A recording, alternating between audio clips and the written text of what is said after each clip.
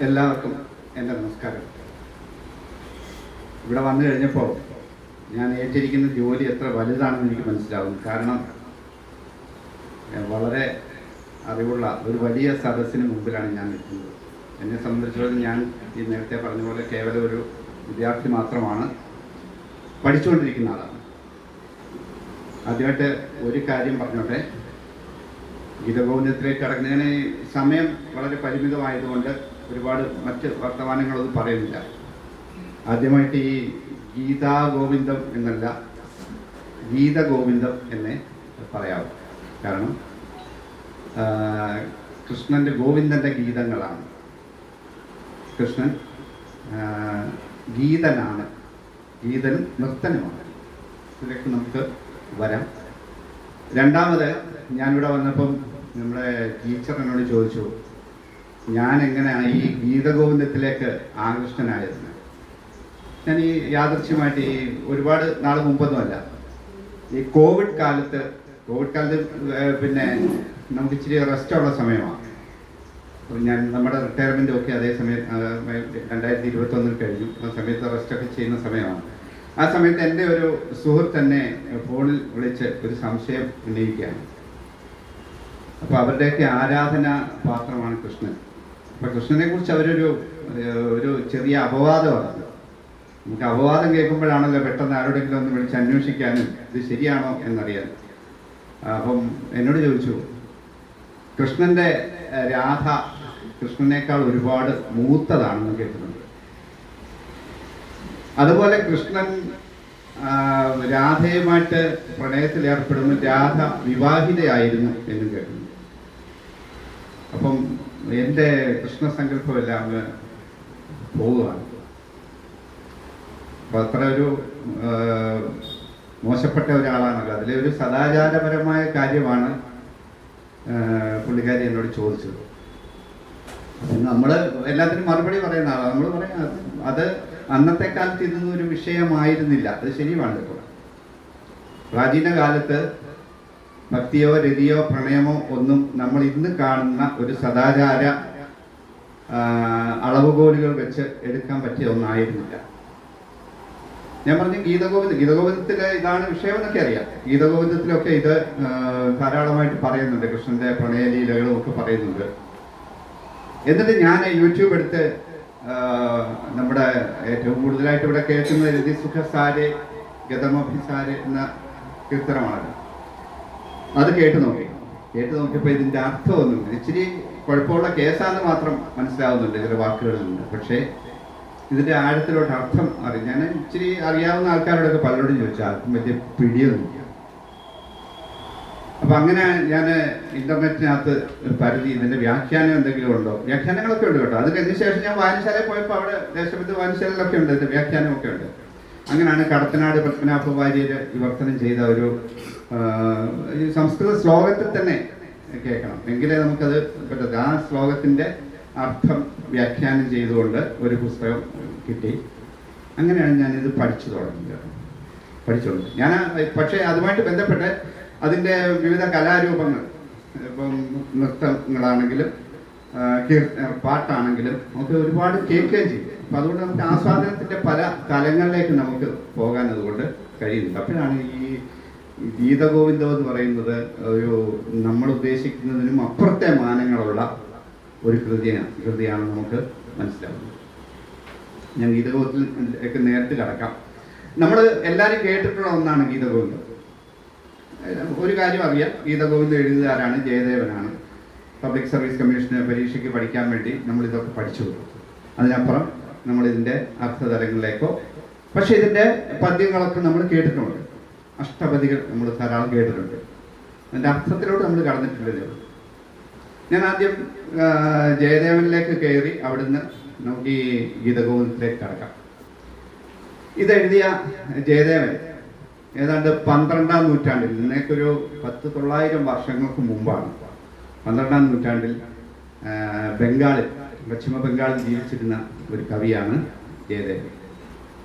12-ാം നൂറ്റാണ്ടാണ് എന്നുള്ളതൊക്കെ അവരെടുക്കുന്നത്. അതിനകത്തൊരു കാര്യം പറയുന്നുണ്ട്, അദ്ദേഹം ബംഗാൾ ഭരിച്ചിരുന്ന ലക്ഷ്മണസേന രാജാവിൻ്റെ സഭയിലെ പഞ്ചരത്ന കവികളിൽ ഒരാളായിരുന്നു. ഈ ലക്ഷ്മണസേനൻ്റെ കാലം, ബല്ലാലസേനൻ്റെ ഒരു സേന രാജവംശം ഉണ്ടായിരുന്നു. അതിൻ്റെ കാലഘട്ടം എന്ന് പറഞ്ഞാൽ ഈ 12-ാം നൂറ്റാണ്ടാണ്. അപ്പോൾ അതിലെ ഒരു അംഗമായിരുന്നു, പഞ്ചരത്നങ്ങളിൽ ഒരാളായിരുന്നു ജയദേവൻ. അത് അദ്ദേഹത്തിൻ്റെ കൃതിയിൽ അത് പറയുന്നുണ്ട് കേട്ടോ. അപ്പം അദ്ദേഹം ജനിച്ച സ്ഥലം, സാറി ചോദിച്ചതിൻ്റെ ജനിച്ച സ്ഥലം, അദ്ദേഹത്തിൻ്റെ ബന്ധുമിത്രാദികൾ, ഇങ്ങനെയൊക്കെയുള്ള കാര്യങ്ങൾ നമ്മുടെ ഈ കേരളത്തിലൊക്കെ നമ്മുടെ പണ്ട് കുറേ കൃതികളൊക്കെ ഉണ്ടായിട്ടുണ്ട്. അപ്പോൾ ഈ കൃതികൾ പൊതുവെ ഇത് എഴുതിയതാരാണെന്നോ എവിടുന്നാണെന്നോ ഒന്നും നമുക്കൊരു തിട്ടമില്ല. കാരണം അവരുടെ പേരുകൾ അതിനകത്ത് സൂചിപ്പിക്കാൻ ഇഷ്ടപ്പെട്ടിരുന്നില്ല എന്നായിരിക്കും. നമ്മൾ രാമചരിതം എഴുതുമ്പോൾ അതിനകത്ത് ഒരു ശ്രീരാമകവി എന്നൊരു പേര് അതിനകത്ത് വന്നിട്ടുള്ളതേ ഉള്ളൂ. അല്ലെങ്കിൽ ഒരുപാട് പിന്നെ ഉന്നതിയിലെ സന്ദേശം വളരെ പ്രസിദ്ധമായതാണ്. ഉന്നതിയിലെ സന്ദേശം ഈ 14-ാം നൂറ്റാണ്ടിൽ എഴുതിയതാണ്. അതിനകത്ത് അത് എഴുതിയത് ആരാണെന്ന് അറിയാൻ യാതൊരു മാർഗവുമില്ല. അങ്ങനെയുള്ള പേരുകൾ ചേർക്കുന്ന ഒരു സമ്പ്രദായം ഒന്നും ഇല്ലായിരുന്നിരിക്കാം. ഇപ്പൊ വീണ്ടും എഴുത്തുകാരൻ്റെ പേരില്ലാത്ത ഒരു രീതിയിലേക്ക് പോകും. സാഹിത്യം പഠിക്കുന്നവർക്ക് എഴുത്തുകാരൻ്റെ മരണം എന്ന് പറയുന്നതൊക്കെ പഠിക്കുന്നുണ്ട്. പക്ഷെ ജയദേവനെ സംബന്ധിച്ചിടത്തോളം അങ്ങനല്ല. ജയദേവന്റെ കൃതിയിൽ ആവശ്യത്തിന് അദ്ദേഹത്തിൻ്റെ പേര് ചേർത്തിട്ടുണ്ട്. എന്താണ് ഗീതഗോവിന്ദം എന്ന് ചോദിച്ചു കഴിഞ്ഞാൽ അതിൻ്റെ ജീവൻ നേരത്തെ ഇവിടെ പറഞ്ഞ പോലെ അഷ്ടപദികളാണ്. പ്രധാനമായും ഒരു 24 അഷ്ടപദികൾ അടങ്ങുന്ന ഒന്നാണ്. അഷ്ടപദികൾ മാത്രമല്ല, 10-90 ശ്ലോകങ്ങളും അതിനകത്തുണ്ട്. ഒരു അഷ്ടപതി എന്ന് പറയുമ്പോൾ അഷ്ടപതിയുടെ അർത്ഥം 8 പദങ്ങളുള്ള ഒരു ഗാനത്തെയാണ്, ഒരു ഗീതത്തെയാണ് അഷ്ടപതി എന്ന് പറയുന്നത്. ഇങ്ങനെ 24 അഷ്ടപതി ഒരു ബുക്കിൽ പ്രിന്റ് ചെയ്യണമെങ്കിൽ 24 പേജ് മതി. പിന്നെ 10-90 ശ്ലോകം കൂടെ ആകുമ്പോൾ അതൊരു ചെറിയൊരു ഗ്രന്ഥമാണ്. പക്ഷെ ആ ചെറിയ ഗ്രന്ഥത്തിന് 12-ാം നൂറ്റാണ്ടിലുണ്ടായ ആ ചെറിയ ഗ്രന്ഥത്തിന് ഈ 21-ാം നൂറ്റാണ്ടിലും നമ്മളുടെ ഇടയ്ക്ക് വലിയ സ്വാധീനമുണ്ട്. നമ്മളിലെല്ലാം അതിന് സ്വാധീനമുണ്ട്, നമ്മൾ അറിയാതുള്ള സ്വാധീനമുണ്ട്. ഈ 24 അഷ്ടപദികളും 10-90 ശ്ലോകങ്ങളും അടങ്ങുന്ന ഈ കൃതിയാണ് ഗീതഗോവിന്ദം. ഇദ്ദേഹം വേറെയും കൃതികളൊക്കെ എഴുതിയിട്ടുണ്ട് കേട്ടോ. ഈ പ്രസന്നരാഘവം എന്ന് പറയുന്ന ഒരു നാടകം എഴുതിയിട്ടുണ്ട്. അതുപോലെ രതിമഞ്ജരി എന്ന ഒരു കാമശാസ്ത്ര ഗ്രന്ഥവും അദ്ദേഹം എഴുതിയിട്ടുള്ളതായിട്ടാണ് പറയുന്നത്. അതൊക്കെ നെറ്റിലുണ്ട്, സംസ്കൃതത്തിൽ, അത് വായിക്കാൻ വയ്യ. അപ്പൊ നമ്മുടെ പരാമർശം ഈ ഗീതഗോവിന്ദമാണ് അവിടെ നിന്ന് ഇങ്ങോട്ട് ഇത്രയും കാലമായിട്ട് നമ്മളോടൊപ്പം സഞ്ചരിച്ചുകൊണ്ടിരിക്കുന്നത്. അപ്പൊ ഇതില് പ്രധാന വിഷയം എന്ന് പറഞ്ഞാൽ, ഇപ്പം നേരത്തെ പറഞ്ഞ പോലെ ഇതിൽ ഇദ്ദേഹത്തിന്റെ പേര് എല്ലായിടത്തും, എല്ലാ അഷ്ടപതിയിലും ജയദേവൻ എന്നുള്ള, ജയദേവ വിരചിതമാണെന്നുള്ള വാക്ക് അതിനകത്ത്. നമ്മൾ ഈ ത്യാഗരാജന്റെ കീർത്തനം കേൾക്കുമ്പോൾ അതിനകത്ത് ത്യാഗരാജന്റെ പേര് അതിനകത്ത് ചേർക്കും. മുത്തുസ്വാമി ദീക്ഷിതർ എഴുതുമ്പോൾ അതിനകത്ത് ഗുരുഗുഹ എന്ന വാക്ക് അതിനകത്ത് ചേർക്കും. ശ്യാമശാസ്ത്രികൾ എഴുതുമ്പോൾ ശ്യാമകൃഷ്ണ, അങ്ങനെ എഴുതി അവരുടെ പേര് അതിനകത്ത് പതിപ്പിച്ചു വെച്ചിട്ടുണ്ട്. നമ്മുടെ കവികൾക്ക് അത് ശരിയാണോ തെറ്റാണോ എന്ന് ചോദിച്ചാൽ നമുക്ക് അറിയത്തില്ല. ഒരു കവിത അവരുടെ പേരില്ലാത്ത കാലത്തിലേക്ക് പോകുമ്പോഴാണ് അതിനെ, ഇപ്പം ട്വിങ്കിൾ ട്വിങ്കിൾ ലിറ്റിൽ സ്റ്റാർ എഴുതി ആരാണെന്ന് നമ്മൾ അറിഞ്ഞില്ലെങ്കിൽ അത് നമ്മുടെ മനസ്സിൽ പതിഞ്ഞിട്ടുണ്ടോ എന്നുള്ളതാണ്. ഇതില്ലായിരുന്നെങ്കിൽ ഇത് പതിയുമായിരിക്കും. ഇപ്പൊ ജയദേവൻ എന്നുള്ള പേര് ആ കൃതിയിൽ ഉടനീളം പറയുന്നുണ്ട്. പിന്നെ അദ്ദേഹത്തിന്റെ പത്നിയുടെ പേര് പത്മാവതി എന്നാണ് എന്നതിനകത്ത് സൂചനയുണ്ട്. ഏത് പത്മാവതി, രമണ കവി ഭാരതി എന്ന് പറയുന്നുണ്ട്. അത് കൃത്യമായിട്ട് പറയുന്നുണ്ട്. പത്മാവതിയുടെ രമണനായ കവി പറയുന്ന ഭാഷ എന്നതിനകത്ത് കൃത്യമായിട്ട് പറയുന്നുണ്ട്. ഭാര്യയുടെ പേരുണ്ട്, അച്ഛൻ്റെ അമ്മയുടെയും പേരുണ്ട്. ഭോജദേവനെന്നും രാധാദേവി എന്നും പേരുള്ള അച്ഛനമ്മമാരുടെ മകനായിരുന്നു ജയദേവൻ എന്നുള്ളതും. ഈ ഗീതഗോവിന്ദത്തിൽ മാത്രം ഇത്രയും 99 ശ്ലോകവും 24 അഷ്ടപതിയും അടങ്ങുന്ന ഇതിനകത്ത് തന്നെ ഈ സംഭവങ്ങളെല്ലാം എഴുതി വെച്ചിട്ടുണ്ടെന്നുള്ളതാണ്. അതുപോലെ അന്നത്തെ കവികളുടെ പഞ്ചരത്നങ്ങൾ 5 പേരുടെയും പേരുണ്ട്. ഈ 5 പേരുടെയും പേര് അതിനകത്ത് ചേർത്തിട്ടുണ്ട്. ചരണൻ, തോയി, ഉമാപതിധരൻ, ഇങ്ങനെ 5 ജയദേവൻ, ഇങ്ങനെ 5 പേരുടെ പേര് അതിനകത്ത് കൃത്യമായിട്ട് പറയുന്നുണ്ട്. ഓരോരുത്തരുടെയും പ്രത്യേകതയും പറയുന്നുണ്ട്. ഉമാപതിധരൻ്റേത് ഏറ്റവും ലളിതമായ ശ്ലോകങ്ങളാണെന്നും ചരണൻ്റെ ഇച്ചിരി കട്ടിയുള്ളതാണെന്നും മറ്റൊരാൾ ശൃംഗാര ഇത്തിരി കൂടുതലുള്ളതാണെന്നും. എന്നാൽ ജയദേവന്റെ കവികളുടെ പ്രത്യേകത എന്താണെന്ന് ചോദിച്ചു കഴിഞ്ഞാൽ അത് സന്ദർഭശുദ്ധിയുള്ളതാണെന്നും അദ്ദേഹം പറഞ്ഞിട്ടുണ്ട്. രണ്ട് വിശേഷണങ്ങൾ പറയുന്നുണ്ട്. ഒന്ന് ലളിത കോമള കാന്ത പദാവലി, നമ്മൾ എപ്പോഴും ഉപയോഗിക്കുന്ന ഒരു വാക്കാണ് ഇത്. ജയദേവന്റെ നമ്മുടെ ഈ ഇതിനകത്ത് ഉപയോഗിച്ചിരിക്കുന്ന വാക്കുകൾ ലളിത കോമള കാന്ത പദാവലികളായി നിർമ്മിച്ചിരിക്കുന്നതാണെന്ന് ജയദേവൻ തന്നെ അതിനകത്ത് സ്വയം ഒരു സാക്ഷ്യപ്പെടുത്തൽ നടത്തിയിട്ടുണ്ട്. പിൽക്കാലത്ത് ചങ്ങമ്പുഴയൊക്കെ ഉപയോഗിച്ചിരിക്കുന്ന ഭാഷ ഏതാ? ഏറ്റവും മനോഹരമായ വാക്കുകളിൽ നമ്മളെ തൃപ്തിപ്പെടുത്തുമ്പോഴല്ല. വയലാറിന്റെ കവിതകളോ ഒക്കെ പാട്ടുകളോ ഒക്കെ നമ്മൾ ഇഷ്ടപ്പെടുന്നത് അതിൽ ലളിത കോമള കാന്ത ഇന്ദ്രധനുസിൻ തൂവൽ വഴിയും തീരം എന്നെഴുതുമ്പം അതിനൊക്കെ വാക്കിന്റെ ഭംഗികളാണ്. അത് ഈ ഗീതഗോവിന്ദത്തിലും മനോഹരമായിട്ട്, പ്രത്യേകിച്ച് ഈ സംസ്കൃതത്തിനൊരു പ്രത്യേകത. നമ്മൾ മലയാളത്തിൽ എഴുതുന്നതിനേക്കാളും ചുരുക്കി നമുക്ക് എഴുതാൻ പറ്റും. അതിനകത്ത് ആശയങ്ങളും ഭംഗി. ധർമ്മക്ഷേത്രേ കുരുക്ഷേത്രേ സമവേദായുത്സവ എന്ന് പറയുമ്പോൾ നമ്മളത് മലയാളത്തിലേക്ക് വിവർത്തനം ചെയ്യുമ്പോൾ വലിയ നീളത്തിലായിപ്പോൾ. അത് ഞാൻ പറയാം കുറച്ച് കഴിയുമ്പോൾ, നമ്മൾ ചെങ്ങമ്പുഴയൊക്കെ പറയുമ്പോൾ പറയാം. ഇത് അന്നുണ്ടായ ഗീതഗോവിന്ദം അന്നു മുതൽ ഇന്നോളം ഭാരതമൊട്ടുക്കും വ്യാപിച്ചു. ഭാരതമൊട്ടുക്കുമെന്നല്ല, ലോകമൊട്ടുക്കും വ്യാപിച്ചു എന്ന് പറയുന്നത് ശരി. കാരണം ഇന്ത്യയിലേക്ക് വരുന്ന ഓരോരുത്തരും സംസ്കൃത ഭാഷയെ കണ്ട് അത്ഭുതപ്പെട്ടിട്ടുണ്ട്. നമ്മൾ ഈ പഠിക്കുമ്പോൾ ആധുനിക ഭാഷാശാസ്ത്രമൊക്കെ പഠിക്കുമ്പോൾ ആധുനിക ഭാഷാശാസ്ത്രത്തിന്റെ പിതാവ് എന്ന് പറയുന്നത് സ്വിറ്റ്സർലൻഡുകാരനായ ഫെർഡിനാൻഡ് ഡി സൊസ്യൂർ എന്ന് പറയുന്ന ആളാണ്. അദ്ദേഹം അവിടെ ഭാഷാ നിയമങ്ങൾ ഉണ്ടാക്കി, ഭാഷാശാസ്ത്രം ഉണ്ടാക്കി. അതൊക്കെ വെച്ച് കഴിഞ്ഞ് ഇന്ത്യയിലേക്ക് വന്നിട്ടാണ് അദ്ദേഹം സംസ്കൃതം പഠിക്കുന്നത്. സംസ്കൃതം പഠിച്ചിട്ട് പാണിനീയം എന്ന് പറയുന്ന ഗ്രന്ഥം പഠിച്ചു കഴിഞ്ഞപ്പോൾ അദ്ദേഹത്തിന്റെ ചിന്തകളെല്ലാം ആകെ മാറി വന്നു. പിന്നീട് സംസ്കൃതത്തിന്റെ രീതിയിലാണ് ആധുനിക ഭാഷാശാസ്ത്രം രൂപപ്പെടുത്തിയതെന്നുള്ളത്. അപ്പോൾ അത് സംസ്കൃതം വളരെ മഹത്തായ ഒരു ഭാഷയാണ്.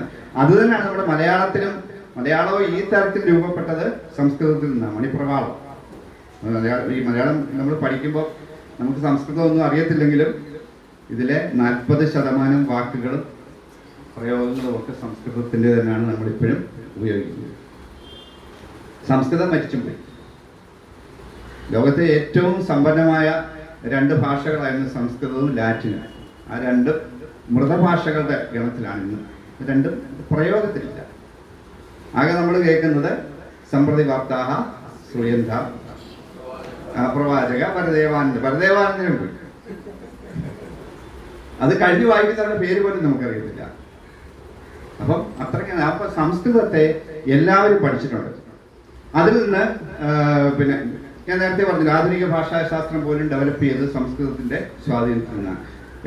ഇംഗ്ലീഷിലേക്ക് പിന്നെ മാത്യു അർണോൾഡ് ഗീതഗോവിന്ദം വിവർത്തനം ചെയ്തിട്ടുണ്ട്. ജർമ്മൻ ഭാഷയിലേക്ക് വിവർത്തനം ചെയ്യാൻ വേണ്ടി ഗോയ്തെ എന്ന് പറയുന്ന കവി, ലോകപ്രസിദ്ധനായ ഗോയ്തെ, അദ്ദേഹം ഇത് വിവർത്തനം ചെയ്യാൻ വേണ്ടി കുറേയൊക്കെ എഴുതി വെച്ച് കഴിഞ്ഞപ്പോഴേ പുള്ളിക്ക് മനസ്സിലായി സംസ്കൃതത്തിലുള്ള ഇതിന്റെ സൗന്ദര്യം മറ്റൊരു ഭാഷയിലേക്ക് പകർത്താനാവില്ല എന്ന് കണ്ടുകൊണ്ട് അത് പകുതി വഴിക്ക് വെച്ച് അത് സ്റ്റോപ്പ് ചെയ്തു. അങ്ങനെ ലോകമെങ്ങും ഇതിന്റെ സ്വാധീനമുണ്ട്. സത്യത്തിൽ ഈ കൃഷ്ണൻ എന്ന് പറയുന്ന കൃഷ്ണനെ നമ്മൾ ദൈവമായിട്ടാണ് ആരാധിക്കുന്നത്. പക്ഷേ ഇന്ത്യൻ മനസ്സുകളിൽ, പ്രത്യേകിച്ച് സ്ത്രീകളുടെ മനസ്സുകളിൽ കൃഷ്ണൻ എന്ന് പറയുന്നത് രാധാമാധവ ഒരു പ്രണയത്തിന്റെ ദേവനായിട്ടാണ് നമ്മൾ കൃഷ്ണനെ കാണുന്നത്. നമ്മുടെ ഈ ദൈവസങ്കല്പം എന്ന് പറഞ്ഞാൽ പലതരത്തിലാണ്. ദൈവത്തെ നമ്മൾ ആരാധിക്കുന്നത്, ഒന്ന് നമ്മൾ ഭക്തി, നമ്മൾ സർവം അദ്ദേഹത്തിന് സമർപ്പിക്കുന്നു. നമ്മൾ ഏറ്റവും കൂടുതൽ നമ്മൾ ദൈവത്തെ ആരാധിക്കുന്നത് നമുക്ക് വല്ലതും പ്രാർത്ഥനയല്ലേ. എന്നിട്ട് നമ്മൾ അദ്ദേഹത്തെ അടിമുടി വർണ്ണിക്കുകയും എനിക്ക് തരണേ, എല്ലാം നമുക്ക് തരണേ, നമ്മുടെ കാര്യങ്ങളോ പരീക്ഷ പാസ്സാവാനോ അല്ലെങ്കിൽ നമ്മൾ നന്നാവാനോ ഏറ്റവും നന്നാവണം. ഏറ്റവും നല്ല പ്രാർത്ഥന ഞാൻ കേട്ടിട്ടുള്ളത് ഗാന്ധിജിയുടെ രഘുപതി രാഘവ രാജാറാം തന്നെ. അതിനകത്ത് പറയുന്നുണ്ട്, ഈശ്വര അല്ലാ തേരേ നാം സബുക്കോ സന്മതി ദേ ഭഗവത്. എല്ലാവർക്കും നന്മ വരട്ടെ, നല്ലത് വരിക എന്നുള്ളത്. പക്ഷെ നമ്മുടെ ദൈവസങ്കല്പത്തിൽ ദൈവത്തെ നമ്മൾ എന്തുകൊണ്ടാണ് വിളിക്കുന്നത്? നമുക്കെപ്പോഴും നമ്മുടെ കാര്യങ്ങൾ, നമുക്ക് എല്ലാ കാര്യങ്ങളും തുറന്നു പറയാൻ ഒരൊറ്റ ഒരാളുണ്ട്. നമ്മുടെ അച്ഛനോട് പറയാൻ പറ്റത്തില്ല, നമ്മുടെ അമ്മയോട് പറയാൻ പറ്റത്തില്ല, ഭാര്യയോട് പറയാൻ പറ്റത്തില്ല, ഭർത്താവിനോട് പറയാൻ പറ്റത്തില്ല, മക്കളോട് പറയാൻ പറ്റത്തില്ല. നമുക്കെല്ലാം പറയാനൊരു ആളുള്ളത് ദൈവമാണ്. കൃഷ്ണനെ അതുപോലെ, കൃഷ്ണനെ നമുക്ക് ആർക്ക് വേണമെങ്കിലും പ്രണയിക്കാം. എല്ലാവരോട് പറഞ്ഞ പോലെ എല്ലാവർക്കും കൃഷ്ണനെ ഇഷ്ടമാണ്. പക്ഷെ ഭർത്താവ് ഒരു കൃഷ്ണനാവുകയാണെങ്കിൽ വിവരം അറിയും, ചൂല് പുറത്ത് വീഴും. അപ്പം പക്ഷെ നമുക്ക് കൃഷ്ണനെ ഇഷ്ടമാണ്. കൃഷ്ണന്റെ ഈ രാധാമാധവ സങ്കല്പം എന്ന് പറയുന്നത് ഇന്ത്യ ഒട്ടുക്കും നമ്മുടെ മനസ്സുകളിൽ അത്രയും പകർന്നത് ഗീതഗോവിന്ദത്തിന്റെ പ്രചാരണത്തിലൂടെയാണ്. ഇന്ത്യയിലെ എല്ലാ ഭാഷകളിലും ഇത് ഗീതഗോവിന്ദത്തിന്റെ അഷ്ടപദികൾ നേരിട്ട് ചെന്നിട്ടുണ്ട്. അതാത് ഭാഷകളിൽ വിവർത്തനങ്ങളോ അതിന്റെ വെർഷൻസോ ഉണ്ടായിട്ടുണ്ട്. മലയാളത്തിനെ സംബന്ധിച്ചിടത്തോളം ഗീതഗോവിന്ദൻ നേരിട്ട് വിവർത്തനം ചെയ്തിട്ടുള്ള പിന്നെ 2 പേരാണ്. ഒന്ന് നമ്മുടെ രാമപുരത്ത് വാര്യരാണ്. രാമപുരത്ത് വാര്യർ ഭാഷാ അഷ്ടപതി എന്ന പേരിൽ അദ്ദേഹം വിവർത്തനം ചെയ്തിട്ടുണ്ട്.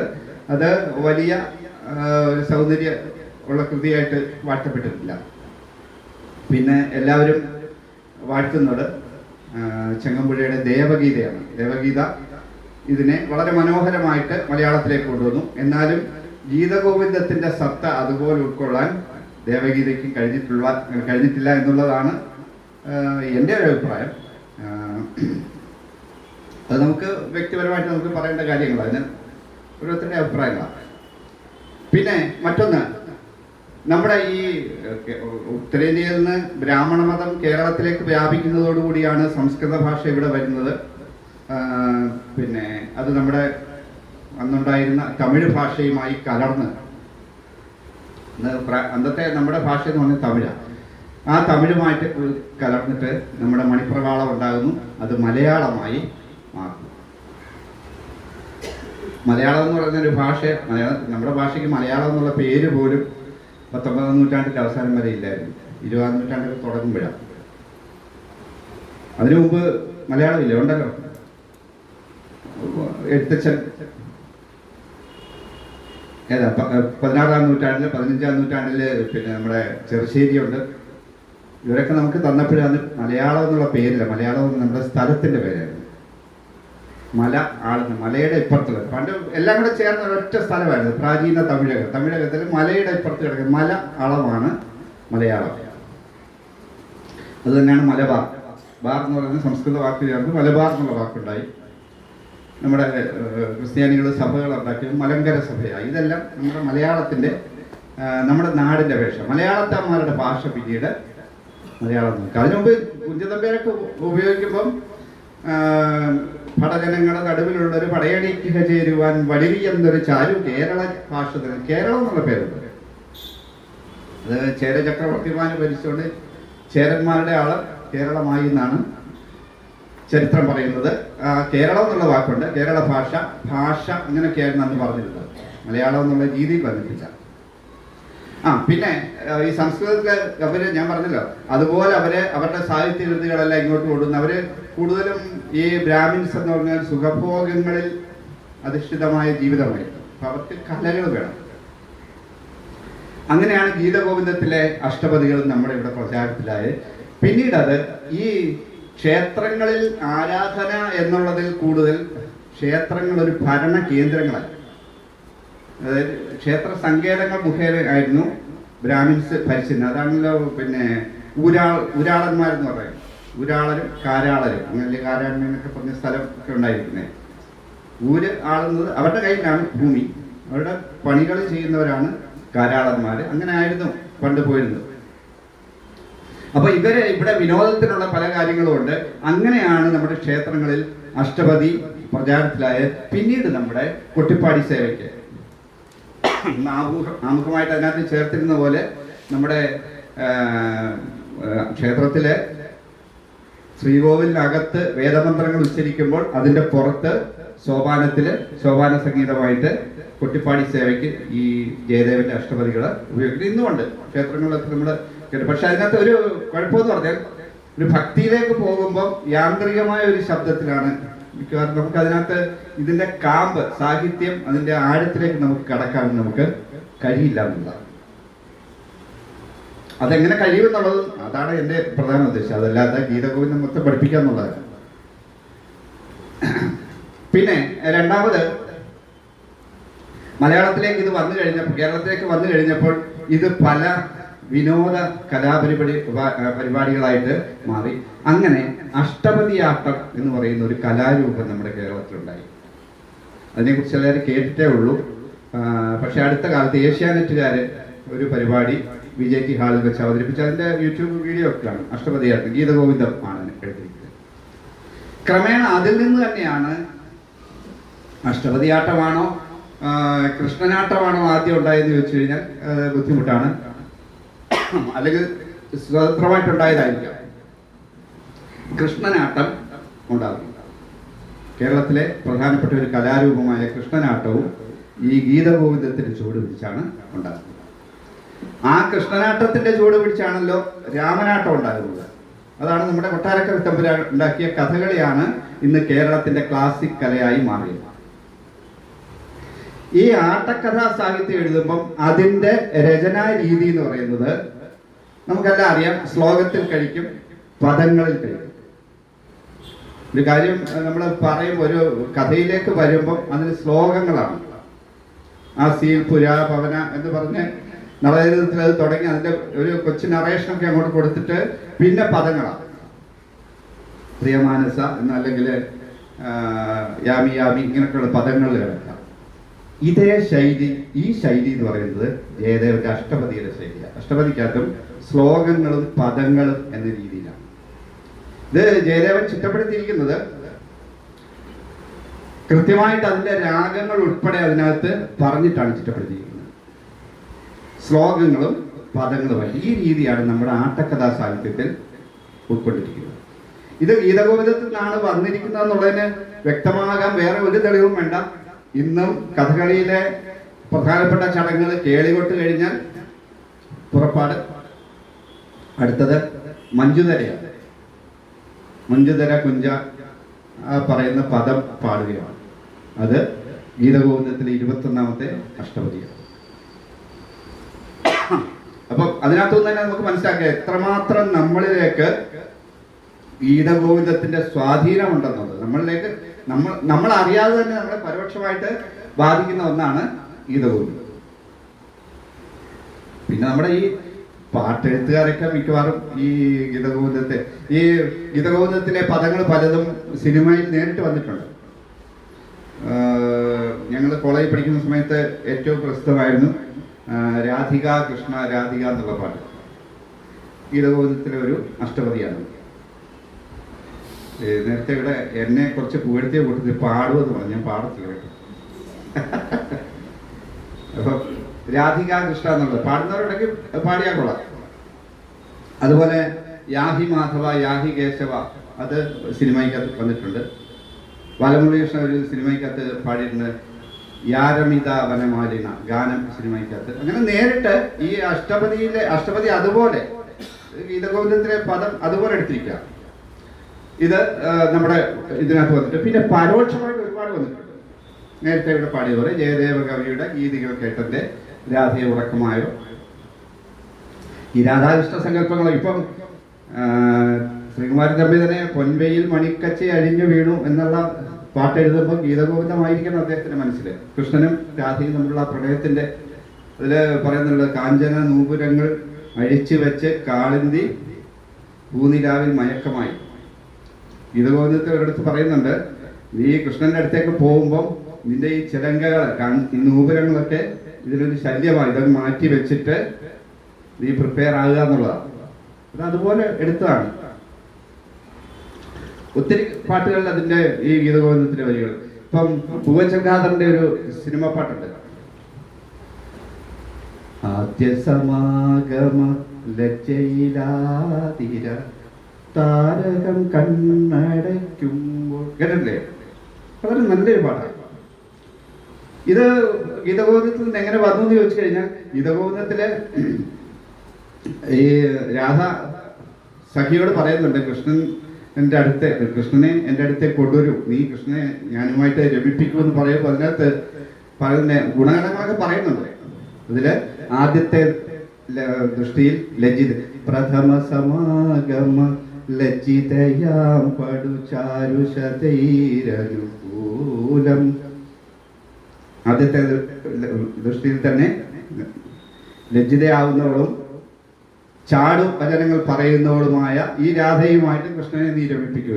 ഇതിനകത്തുനിന്ന് പ്രചോദനം ഉൾക്കൊണ്ടോ? അത് പക്ഷെ നമ്മൾ നേരിട്ട് കേൾക്കുമ്പോൾ നമുക്കറിയാൻ പറ്റത്തില്ല. പക്ഷെ ഇത് വായിക്കാമെങ്കിൽ നമുക്ക് വായിക്കുമ്പോഴത് നമുക്ക് മനസ്സിലാവില്ല. ഞാനും ഈ പറഞ്ഞ പോലെ ഈ 21 ശേഷം ഇത് മൊത്തം കേൾക്കുകയും ഈ പുസ്തകം എടുത്തു വെച്ച് വായിക്കുകയും ചെയ്യുമ്പോഴാണ് ഇങ്ങനെ ഇതിന്റെ സ്വാധീനം അവിടെ ഇവിടെയൊക്കെ ഉണ്ടല്ലോ, ഇത് അവിടെ ഇവിടെയൊക്കെ നമ്മൾ കണ്ടിട്ടുണ്ടല്ലോ എന്ന് പറയുന്നത്. ഇനി അടുത്തേക്ക് ഈ ഗീതഗോവിന്ദത്തിന്റെ സെറ്റപ്പിലേക്ക് പോവുകയാണ്. ഗീതഗോവിന്ദം അഷ്ടപതിയാണെന്ന് പറയാം. അഷ്ടപതി എന്ന് പറയുന്നത് 8 പദങ്ങൾ വീതമുള്ള പദ്യങ്ങൾ.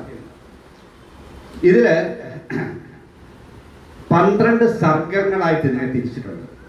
കാളിദാസന്റെ ഒക്കെ കാവ്യങ്ങൾ എടുക്കുമ്പോൾ ഓരോ സർഗവും വലിയ സർഗങ്ങളാണ്. ഇത് 12 സർഗം എന്ന് പറഞ്ഞാൽ 24 അഷ്ടപതികളെ ഇത്രയും എണ്ണത്തിനകത്ത് ഒപ്പിക്കണമെങ്കിൽ ഒരു സർഗത്തിൽ ചിലപ്പം ഒരു പദമേ കാണത്തുള്ളൂ, അല്ലെങ്കിൽ 1-2 ശ്ലോകങ്ങളെ കാണത്തുള്ളൂ. അങ്ങനെ വളരെ ചെറിയ ചെറിയ സർഗങ്ങളാണ്. 12 സർഗങ്ങളിലായിട്ടാണ് ഇതിനെ വിന്യസിച്ചിരിക്കുന്നത്. ഇതിലെ ആദ്യത്തെ 2 പദങ്ങൾ, ഒന്നാമത്തെ പദം എന്ന് പറയുന്നത് ദശാവതാരത്തെ വർണ്ണിക്കുന്ന ഒരു കീർത്തനമാണ്. പ്രളയ പയോധി ജലേ ധൃതവാനസി വേദം എന്ന് തുടങ്ങുന്ന, അപ്പൊ അത് തന്നെ വയലാർ എടുത്തിട്ടുണ്ട്. പ്രളയ പയോധിയിൽ ഉറങ്ങി ഉണർന്ന ഒരു പ്രഭാമയൂഖമേ കാലമേ എന്ന് പറയുന്ന ഒരു പദം എടുത്തിട്ടുണ്ട്, പിന്നെ പാട്ടാക്കിയിട്ടുണ്ട്. ഇതിലാണ് തുടങ്ങുന്നത്. ഒന്നാമത്തേതിനകത്ത് അവതാരങ്ങൾ അത്രയും പറയുകയാണ്. ദശാവതാരങ്ങൾ പറയുമ്പോൾ ഒരു പ്രത്യേകതയുണ്ട്. നമുക്കറിയാം, മത്സ്യം, കൂർമ്മം, വരാഹം, നരസിംഹം, വാമനൻ, പരശുരാമൻ, ശ്രീരാമൻ, ശ്രീകൃഷ്ണൻ, കൽക്കി. ജയദേവന്റെ ദൈവം കൃഷ്ണൻ. അപ്പൊ കൃഷ്ണനാണ് ഈ അവതാരങ്ങളെല്ലാം എടുക്കുന്നതെന്നാണ് അദ്ദേഹത്തിന്റെ എഴുത്ത്. ഈ ദശാവതാര സങ്കല്പങ്ങളൊക്കെ വരുന്ന ഏതാണ്ട് 11-12 നൂറ്റാണ്ടുകളിലൊക്കെയാണ്. അതിനു മുമ്പ് അവതാരങ്ങളൊക്കെ ഉണ്ടെങ്കിലും അവതാരങ്ങൾ ആദ്യം ഈ അവതാര കഥകൾ പ്രത്യക്ഷപ്പെടുത്തിയ ജാതക കഥകളില്ല, ബുദ്ധന്റെ ജാതക കഥകളിൽ. അതിനകത്ത് ഒരുപാട് അവതാരങ്ങളുണ്ട്, ബുദ്ധന്റെ അവതാര കഥകൾ. അതിനകത്തു നിന്നാണ് മറ്റ് കൃതികളിലേക്ക് പോകുന്നു. അതിനകത്ത് തന്നെ 26ഓളം അവതാരങ്ങളാണ്. നമ്മുടെ ഈ പുരാണിക് എൻസൈക്ലോപ്പീഡിയ ഒക്കെ എടുത്ത് നോക്കിയാൽ അറിയാം. അത് പിന്നെ ദശാവതാരമായിട്ട് ചുരുങ്ങി.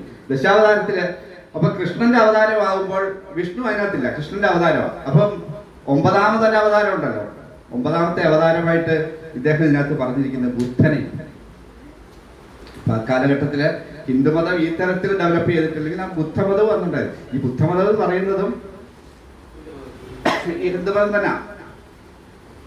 അതിന്റെ താന്ത്രിക അംശങ്ങളൊക്കെ തന്നെയാണ് നമ്മുടെ ഇപ്പോഴും ആരാധനാ രീതികളിലൊക്കെ വന്നിരിക്കുന്നതൊക്കെ. അപ്പൊ ഇതില് പിന്നെ ഈ ഹിന്ദുമതത്തിൽ തന്നെ ഒരുപാട് തെറ്റുകളും ശരികളും ഒക്കെ ഉണ്ടല്ലോ. ആ തെറ്റുകളെ ചൂണ്ടിക്കാണിക്കാനും നമുക്ക് പറ്റണം. അന്ന് ഈ പിന്നെ മൃഗബലിയൊക്കെ ഉണ്ടായിരുന്നു. മൃഗബലിയൊക്കെ നടക്കുമ്പം അത് ശ്രുതിയിൽ നിന്ന് ഉണ്ടാകുന്നതാണ്. ശ്രുതികളെ അനുശാസിക്കുന്ന പ്രകാരമുള്ള ഈ ബലി കർമ്മങ്ങളെ ഇദ്ദേഹം നിന്ദിക്കുകയാണ്, ആര്യ ബുദ്ധൻ. അപ്പം ഇതിനകത്തെ ഈ ദശാവതാരത്തിൽ കൃഷ്ണൻ ഈ ബുദ്ധനെ കുറിച്ച് പറയുന്നിടത്ത് ഇതാണ് പറയുന്നത്: നിന്ദസി യജ്ഞവിധേ അഹഹ ശ്രുതിജാതം സദയ ഹൃദയ ദർശിത പശുഖാദം കേശവാധൃത ബുദ്ധ ശരീര എന്ന് പറയുന്നത്. കേശവന്റെ ബുദ്ധനായിട്ടുള്ള അവതാരമാണ്. അതിൽ അദ്ദേഹം ശ്രുതിജാതമായ ഈ മൃഗബലിയെ നിന്ദിക്കുന്നു. നമ്മുടെ ഇതിനകത്തോട്ട് മൃഗബലിയുടെ പിന്നെ ഇതിൻ്റെ ഒക്കെ നിരോധനമൊക്കെ വന്നത് പിന്നീടാണ് എന്ന് നമുക്ക് കാണാം. ഒരുപാട് ശുദ്ധീകരിക്കലിലൂടെയാണ് മതങ്ങളൊക്കെ വളരുന്നത്. അപ്പൊ ഇത് വളരെ ഈ ലക്ഷ്മണസേനന്റെ രാജസദസ്സിലേക്ക് ഇദ്ദേഹം വരുന്നത് ആദ്യം ഈ ദശാവതാര കീർത്തനം എഴുതിയിട്ട് ഇത് കേൾക്കാനിടയായ ലക്ഷ്മണസേനൻ ഇദ്ദേഹത്തെ തന്റെ സദസ്സിലേക്ക് കൊണ്ടുവരികയായിരുന്നു എന്നാണ് പറയുന്നത്. ഇതൊക്കെ ഓരോ കേട്ടുകേൾവികളും ഇതൊക്കെയാണ് കേട്ടോ. എല്ലാം ഒന്നും ഇതിനകത്ത് വസ്തുനിഷ്ഠമായ തെളിവുകളല്ല. പക്ഷേ അച്ഛൻ്റെ അമ്മയുടെ പേരോ ജയദേവന്റെ പേരോ ഭാര്യയുടെ പേരോ അതൊക്കെ അദ്ദേഹം ഇതിനകത്ത് തന്നെ എഴുതി ചേർക്കും. അതിനകത്തൊരു സംശയമില്ല. നമുക്കൊരാളോട് ഇഷ്ടം തോന്നിക്കഴിഞ്ഞാൽ അവരെ സംബന്ധിച്ച് ഒരുപാട് കഥകളും ഉണ്ടാകും. അത് നമ്മുടെ ഇപ്പം കുഞ്ചൻ നമ്പ്യാരെ കുറിച്ചും ഉണ്ണായി വാര്യരെ കുറിച്ചും ഒക്കെ നമ്മൾ എത്രയോ കഥകൾ കേട്ടിട്ടുണ്ട്. അപ്പം കുഞ്ചൻ നമ്പ്യാരാണ് കൂടുതൽ ജനകീയനായി, നമുക്ക് ഇഷ്ടം കൂടുതൽ കുഞ്ചൻ നമ്പ്യാരാണ്. അപ്പം ഈ കഥകളൊക്കെ പറയുമ്പോൾ കുഞ്ചൻ നമ്പ്യാർ നല്ല അടി അവിടെ കൊടുത്തു എന്നുള്ള മട്ടിലേ നമ്മൾ കഥകൾ പറയത്തുള്ളൂ. ഉണ്ണായി വാര്യർ ഒറ്റ നളചരിതം എന്ന് പറയുന്ന ഒരൊറ്റ കാവ്യത്തിലൂടെ മലയാളത്തിലെ എക്കാലത്തെ മികച്ച ഒരു കൃതി ഉണ്ടാക്കിയ ആളാണ്. പക്ഷെ നമ്മുടെ ഇഷ്ടമാണ്. കാളിദാസൻ മികച്ച സാഹിത്യകാരനാണ്. അദ്ദേഹത്തെ നമുക്ക് എല്ലാവർക്കും ഇഷ്ടമായതുകൊണ്ട് നമ്മൾ എന്ത് ചെയ്യും, അദ്ദേഹത്തെ കുറിച്ച് ഇല്ലാത്ത കഥകളെല്ലാം ഉണ്ടാകും. കാളിദാസിന് അവസാനം ചെരവയ്ക്ക് അടിച്ചു കൊന്നു വരെയാണ് കഥ കേട്ടിട്ടുള്ളത്. അല്ലേ സാറേ? കാളിദാസനെ കാണാതായി കഴിഞ്ഞപ്പോൾ ഇദ്ദേഹത്തെ തെരഞ്ഞ് ഈ കണ്ടുപിടിക്കാൻ എങ്ങനെ പിന്നെ നമ്മളെന്തെങ്കിലും സമസ്യയൊക്കെ പൂരിപ്പിക്കാൻ പോകും. അപ്പൊ അതാണ് കുസുമേ കുസുമോത്പത്തി സുയതേ നയ ദൃശ്യതേ എന്ന് പറയുന്നൊരു പൂവിനകത്ത് പൂ വിരിയുന്നു. അത് കേട്ടിട്ടേ ഉള്ളൂ, ഇപ്പൊ ദാ നേരിട്ട് കാണുന്നു. ഇങ്ങനൊരു ശ്ലോകമാണ്, ഒരു സമസ്യയാണ് പൂരിപ്പിക്കാൻ വേണ്ടി കൊടുത്തത്. അപ്പൊ കാളിദാസന്റെ എവിടെയോ ഒളിവിലായിരുന്നു, ഏതോ ഒരു സ്ത്രീയുടെ വീട്ടിലായിരുന്നു. അപ്പൊ സ്ത്രീയും ഇത് പാടിക്കൊണ്ട് നടക്കുക. അപ്പൊ കാളിദാസൻ ഇത് കേട്ടോണ്ട് ഇത് ബാക്കി അങ്ങ് പൂരിപ്പിച്ചു കഴിഞ്ഞപ്പോൾ ഇവർക്ക് മനസ്സിലായ ഒന്നാന്തരം ഒരു സാധനമാണ്. അപ്പൊ ഇയാളെ ഇനി വെച്ചോണ്ടിരിക്കേണ്ട കാര്യമില്ല എന്ന് വന്ന് ചെലവയ്ക്ക് അടിച്ച് കൊന്നെന്നും ഇത് കൊണ്ടെന്ന് രാജാവിന് കൊടുത്തപ്പോൾ രാജാവ് ചോദിച്ചു, ഉണ്ടോ ജീവിച്ചിരിപ്പുണ്ടോ ആളെന്ന് ചോദിച്ചു. ഇതൊക്കെ കഥകളാണ്. കാളിദാസന് പിന്നെ അമ്പലത്തിൽ പോയി നിന്നും മണ്ടനായിരുന്നും ഒക്കെ ഒരു കല്യാണം കഴിപ്പിച്ചതൊക്കെയുള്ള കഥയില്ലേ. ഒട്ടകം പിന്നെ പനിനീര് തെളിച്ചപ്പോൾ ഒട്ടകം മൂത്രമൊഴിക്കുക എന്ന് എഴുതി പറഞ്ഞ് അവസാനം ഇയാളെ പറഞ്ഞു വിട്ടെന്നും അങ്ങനെയൊക്കെയുള്ള ഈ കഥകളൊക്കെ നമുക്ക് എത്ര വേണേലും ഉണ്ടാക്കാം. ജയദേവനെ കുറിച്ച് പറഞ്ഞൊരു കഥയുണ്ട്. ജയദേവന്റെ ഇതിനകത്ത് ഇങ്ങനെ അതിൻ്റെ ഒരു സാരാംശത്തിലേക്ക് വന്നെങ്കിലേ ആ കഥ നമുക്ക് മനസ്സിലാകത്തുള്ളൂ. അപ്പം ആദ്യത്തെ പദം എന്ന് പറയുന്നത് ദശാവതാരത്തിന്റെ കീർത്തനമാണ്. രണ്ടാമത് കൃഷ്ണനെ സ്തുതിക്കുന്ന ഒരു കീർത്തനമാണ്. അത് കഴിഞ്ഞ് അങ്ങോട്ട് നമ്മുടെ ഗീതഗോപത്തിന്റെ സാരാംശം 21 അഷ്ടപദികളിലും കൃഷ്ണനും രാധയും തമ്മിലുള്ള പ്രണയം. കൃഷ്ണനും രാധയും തമ്മിലുള്ള പ്രണയം. അതിനിടയ്ക്ക് ഒരു സഖിയുണ്ട്, രാധയുടെ ഒരു സഖിയുണ്ട്. ഈ സഖിയാണ് ഇടവക നിന്നിട്ട് കൃഷ്ണന്റെ സന്ദേശം അങ്ങോട്ട് കൊടുക്കുന്നു, രാധയുടെ സന്ദേശം ഇങ്ങോട്ട് കൊടുക്കുന്നു. ഈ അവസാനം ഈ പ്രണയം ഇതിനിടയ്ക്ക് ഒരു കലഹം ഉണ്ടാകുന്നു, സംശയരോഗം ഉണ്ടാകുന്നു. ഇത് ശരിക്കും എന്ന് പറഞ്ഞാൽ രതി എന്നതിനേക്കാൾ ഉപരി ഒരു പ്രണയ കലഹവും അത് ഒഴിവായി അവസാനം ഇവര് ഒന്നിക്കുന്നതുമായ ഒരു കഥയായിട്ട് വേണമെങ്കിൽ പറയാം. ഇവിടെ ഈ ഓരോന്നിൻ്റെയും ഈ 21 അഷ്ടപദികൾ ഇത് സർഗങ്ങൾക്കെല്ലാം ഓരോ പേര് കൊടുത്തിട്ടുണ്ട്. ആദ്യത്തേത് സാമോദ ദാമോദരം എന്ന വാക്കാണ്, സർഗത്തിന്റെ പേര്. ഓരോ ഇതിനിടയ്ക്ക് ഞാൻ ഒരു കാര്യം കൂടെ പറയാം. പിന്നെ ഗീതഗോത്രത്തിൽ നിന്ന്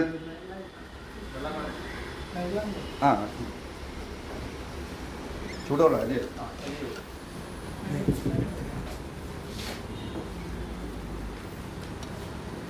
ഗീതഗോവിന്ദം ഒരുപാട് സ്വാധീനിച്ചിട്ടുള്ള ഒരു പിന്നെ ആളാണ്, പാട്ടെഴുത്തുകാരനാണ് നമ്മുടെ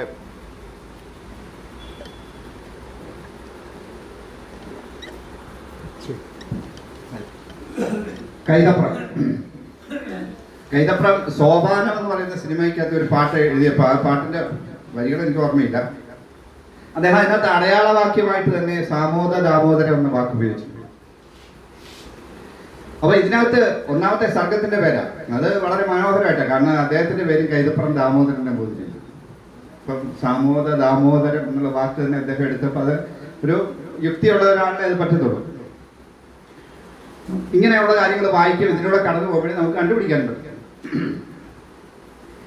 അപ്പൊ ഇതിനകത്ത് ഈ സാമോദ ദാമോദരം, അക്ലേശ കേശവം, നാഗരിക നാരായണം, ഇങ്ങനെ അങ്ങോട്ട് സാനന്ദ ഗോവിന്ദം, സുപ്രീത പീതാംബരം. ഈ ഇതിൻ്റെയൊക്കെ പേരിട്ടിരിക്കുന്നത് വളരെ ആപ്റ്റായിട്ടാണ്. ആദ്യം കൃഷ്ണൻ ഈ അവിടെയുള്ള സ്ത്രീകളുമായിട്ടെല്ലാം രമിച്ച് നടക്കുന്ന ആദ്യം വസന്തത്തിൻ്റെ വർണ്ണനയാണ്, വനത്തിൻ്റെ വർണ്ണനയാണ്. വനത്തിൽ ഇങ്ങനെ രമിച്ച് നടക്കുന്നു.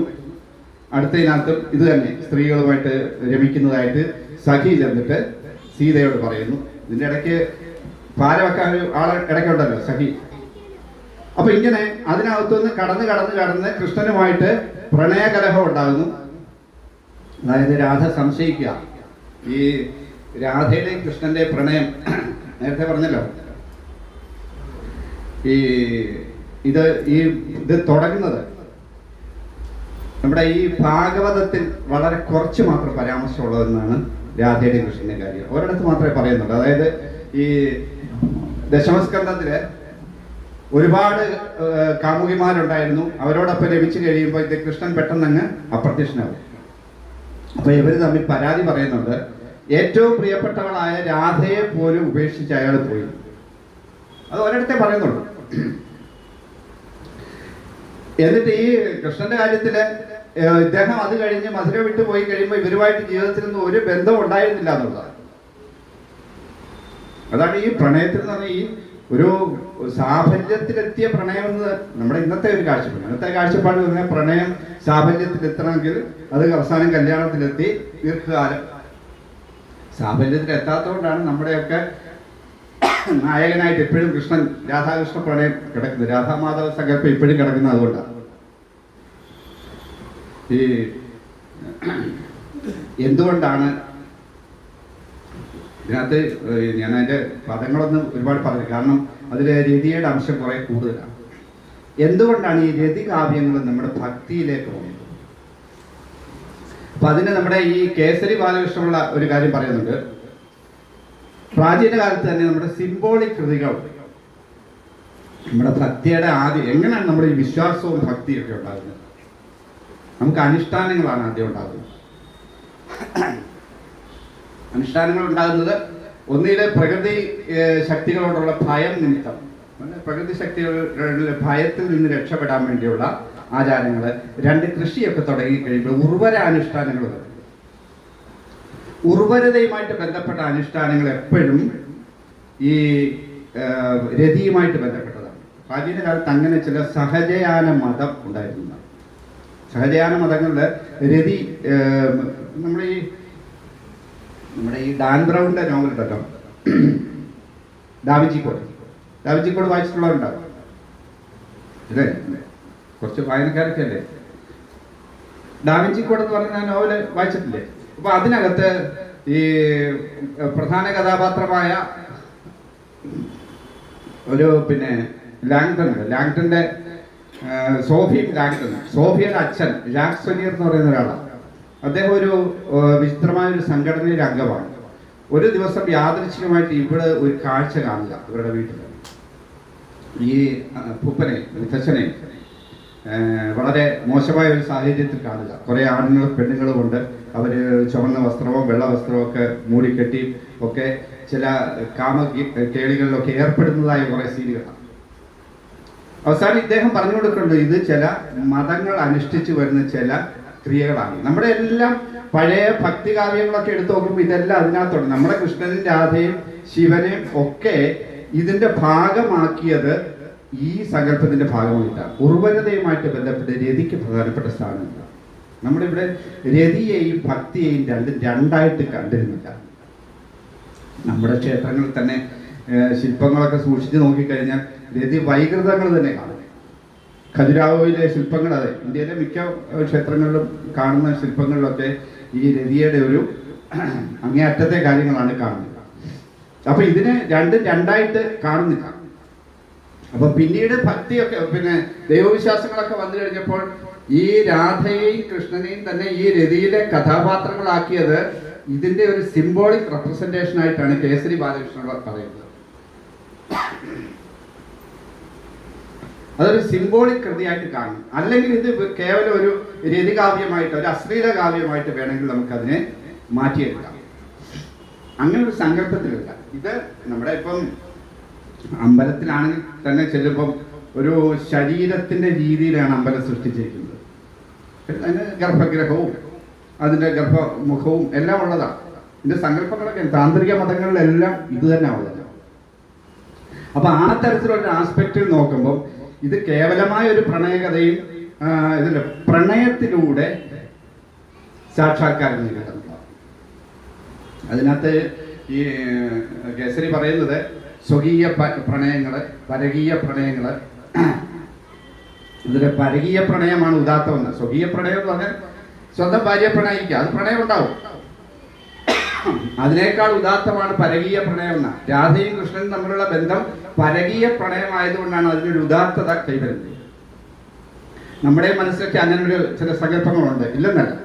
കാരണം ഇപ്പൊ മിക്കവാറും പേരോട് ഏറ്റവും ഇഷ്ടപ്പെട്ട പ്രണയ നായകൻ ഏതാണ്, നായിക ഏതാന്ന് ചോദിച്ചു കഴിഞ്ഞാൽ മിക്കവാറും പേര് പറയും തൂവാൻ തുമ്പിയുടെ ക്ലാരയെ പറയും. ശരിയല്ലേ? ക്ലാരയുമായിട്ടുള്ള പ്രണയം ശരിക്കും അതൊരു പരകീയ പ്രണയമാണ്. പ്രണയിച്ച് കല്യാണം കഴിക്കുന്ന ആളുമായിട്ടുള്ള പ്രണയം, അതിനേക്കാൾ ശക്തിയും സൗന്ദര്യവും കൂടുതൽ മറ്റേതിനാണെന്നാണ് അന്നത്തെ സങ്കല്പം.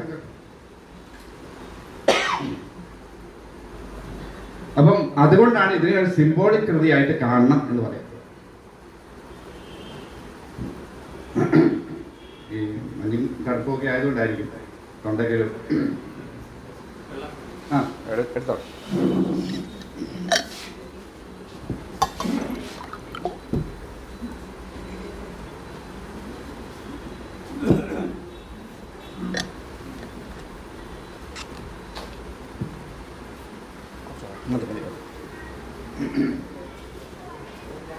അപ്പൊ ഇങ്ങനെ ഈ 21 അഷ്ടപതികളിലായിട്ട്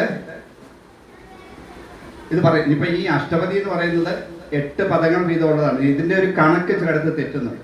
അപ്പൊ ദശാവതാരം പറയണമെങ്കിൽ 10 പദങ്ങൾ വേണം, അല്ലേ? 10 അല്ല, അതിന്റെ ഫലശ്രുതിയും കൂടെ ചേർത്ത് 11 പദങ്ങൾ വേണം. വേറെ ഒരെണ്ണത്തിനകത്ത് ഏറ്റവും പ്രസിദ്ധമായ പ്രിയേ ചാരുശീല എന്ന് പറഞ്ഞൊരു, അതിനകത്ത് 5 എണ്ണമുണ്ട്. അപ്പൊ ഈ കണക്ക് ചിലടത്ത് തെറ്റുന്നുണ്ട്. അപ്പം വേണമെങ്കിൽ ഈ അഷ്ടപതിക്ക് വേറൊരു വ്യാഖ്യാനം കൂടെ കൊടുക്കാം. നമ്മുടെ ഈ പഴയ കാലത്ത് എല്ലാത്തിനും ഒരു ക്ലാസിഫിക്കേഷൻ ഉണ്ട്. നാട്യക്രമത്തിൽ നായികമാരെ 8 വിധം നായികമാരെന്ന്, 8 വിധത്തിലുള്ള നായികമാരാണ്. പ്രോഷിത ഭർതൃക, അഭിസാരിക, പിന്നെ വിപ്രലബ്ധ,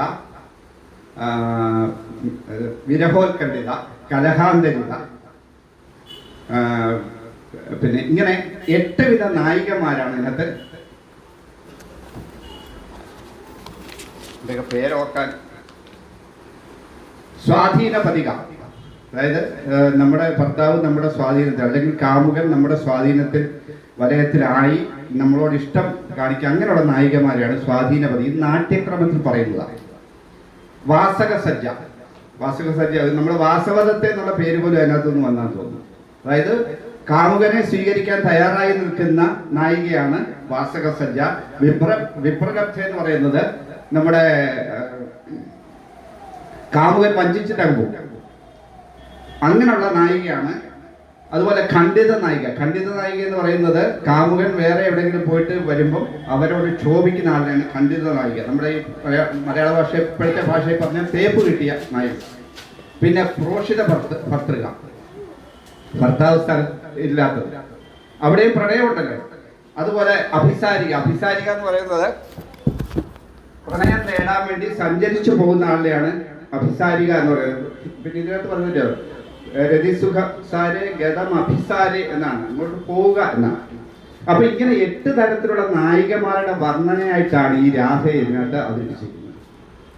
ഇത് തുടങ്ങുന്നത് തന്നെ രാധയെ കുറിച്ചുള്ള സങ്കല്പം ഞാൻ നേരത്തെ പറഞ്ഞു. ഭാഗവതത്തിൽ ചെറിയൊരു ഭാഗമേ പറയുന്നുള്ളൂ, രാധ എന്നുള്ള പേര് മാത്രമേ ഉള്ളൂ, അല്ലാതെ വലിയൊരു ഇതില്ല. പിന്നെ ഈ ഗർഗഭാഗവതത്തിലാണ് രാധയെ കുറിച്ചുള്ള കാഴ്ചപ്പാടുള്ളത്. അതിനകത്ത് ഈ നേരത്തെ എൻ്റെ സുഹൃത്ത് ചോദിച്ച ചോദ്യത്തിന് ഒരു ഉത്തരം അതിനകത്തു നിന്നാണ് എനിക്ക് കിട്ടിയത്. ആ ഒരു ശ്ലോകത്തിലാണ് ഇത് ആദ്യം തുടങ്ങുന്നത്. നമ്മുടെ ഈ ഗീതഗോവിന്ദം തുടങ്ങുന്നത് ഗർഗസംഹിതയിലെ ഒരു കഥയുണ്ട്. അത് അതിനകത്ത് ഞാൻ ചെറിയ പ്രായത്തിൽ ഒരിക്കൽ പിന്നെ നമ്മുടെ കൃഷ്ണനും നന്ദഗോപരും കൂടെ വീട്ടിൽ നിന്ന് കൃഷ്ണൻ വളരെ ചെറിയ കുട്ടിയാണ്. ഇങ്ങനെ യാത്ര ചെയ്യുന്ന കൂട്ടത്തിൽ അവിടെ മേഘങ്ങളാൽ ആകാശമെല്ലാം മൂടി. അന്ന് കൂടുതൽ വനപ്രദേശമാണ്. വനമെല്ലാം പാടെ ഇരുണ്ട് അടച്ചു. ഈ ചെറുക്കൻ പേടിയായി തുടങ്ങി. പേടിയായപ്പോൾ തൊട്ടടുത്തൊരു വീട്ടില് രാധയുടെ വീടെത്തുമ്പോൾ രാധയോട് പറയും, ഇവനെ നീ വീട്ടിലേക്ക് എത്തിക്കുക എന്ന് പറഞ്ഞ് ഇവര് പോകുന്ന വഴിക്ക് കൃഷ്ണൻ അങ്ങ് വലുതാവുകയും ഇവർ തമ്മിൽ രഹസ്യ കേളികൾ ഏർപ്പെടുകയും ചെയ്തു. ആ യമുന തീരത്തുള്ള കുഞ്ചകുടീരങ്ങളിൽ വെച്ച് രഹസ്യ കേളികൾ ഏർപ്പെടുകയും ചെയ്തു. ഇതാണ് വികസിപ്പിച്ച് കൃഷ്ണൻ രാധാകൃഷ്ണ പ്രണയമായിട്ട് ഇതിനകത്ത്. ഇതിൻ്റെ ഈ തുടക്കം തന്നെ ഇങ്ങനെയാണ്.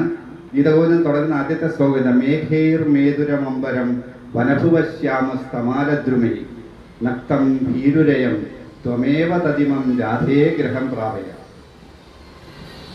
മേഘൈർ മേതുരമമ്പരം, മേഘങ്ങളാല് അമ്പരം മേതുരമായ. മേഘൈർ മേതുരമമ്പരം വനഭുവ ശ്യാമസ്തമാൽ, വനഭൂമി ആപ്പാട് ഇരുണ്ടു ശ്യാമ നിറമായി തമാലവൃക്ഷങ്ങളാൽ.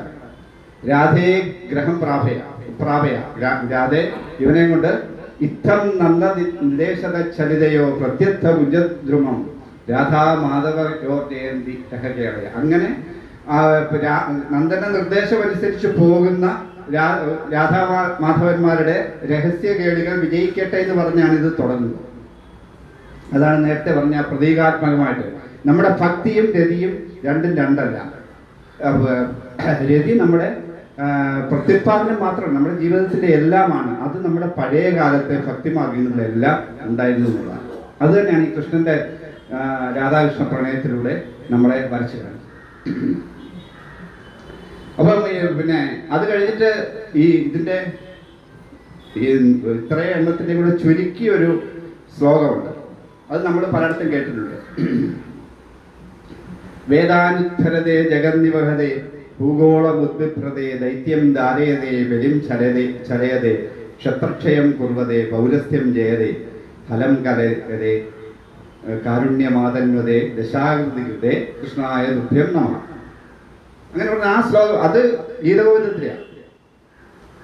ഇത് ഞാൻ ആദ്യം കേൾക്കുന്നത് നമ്മുടെ ഖസാക്കിന്റെ ഇതിഹാസത്തിലെ ഈ ശ്ലോകം ചേർത്തിട്ടുണ്ട്.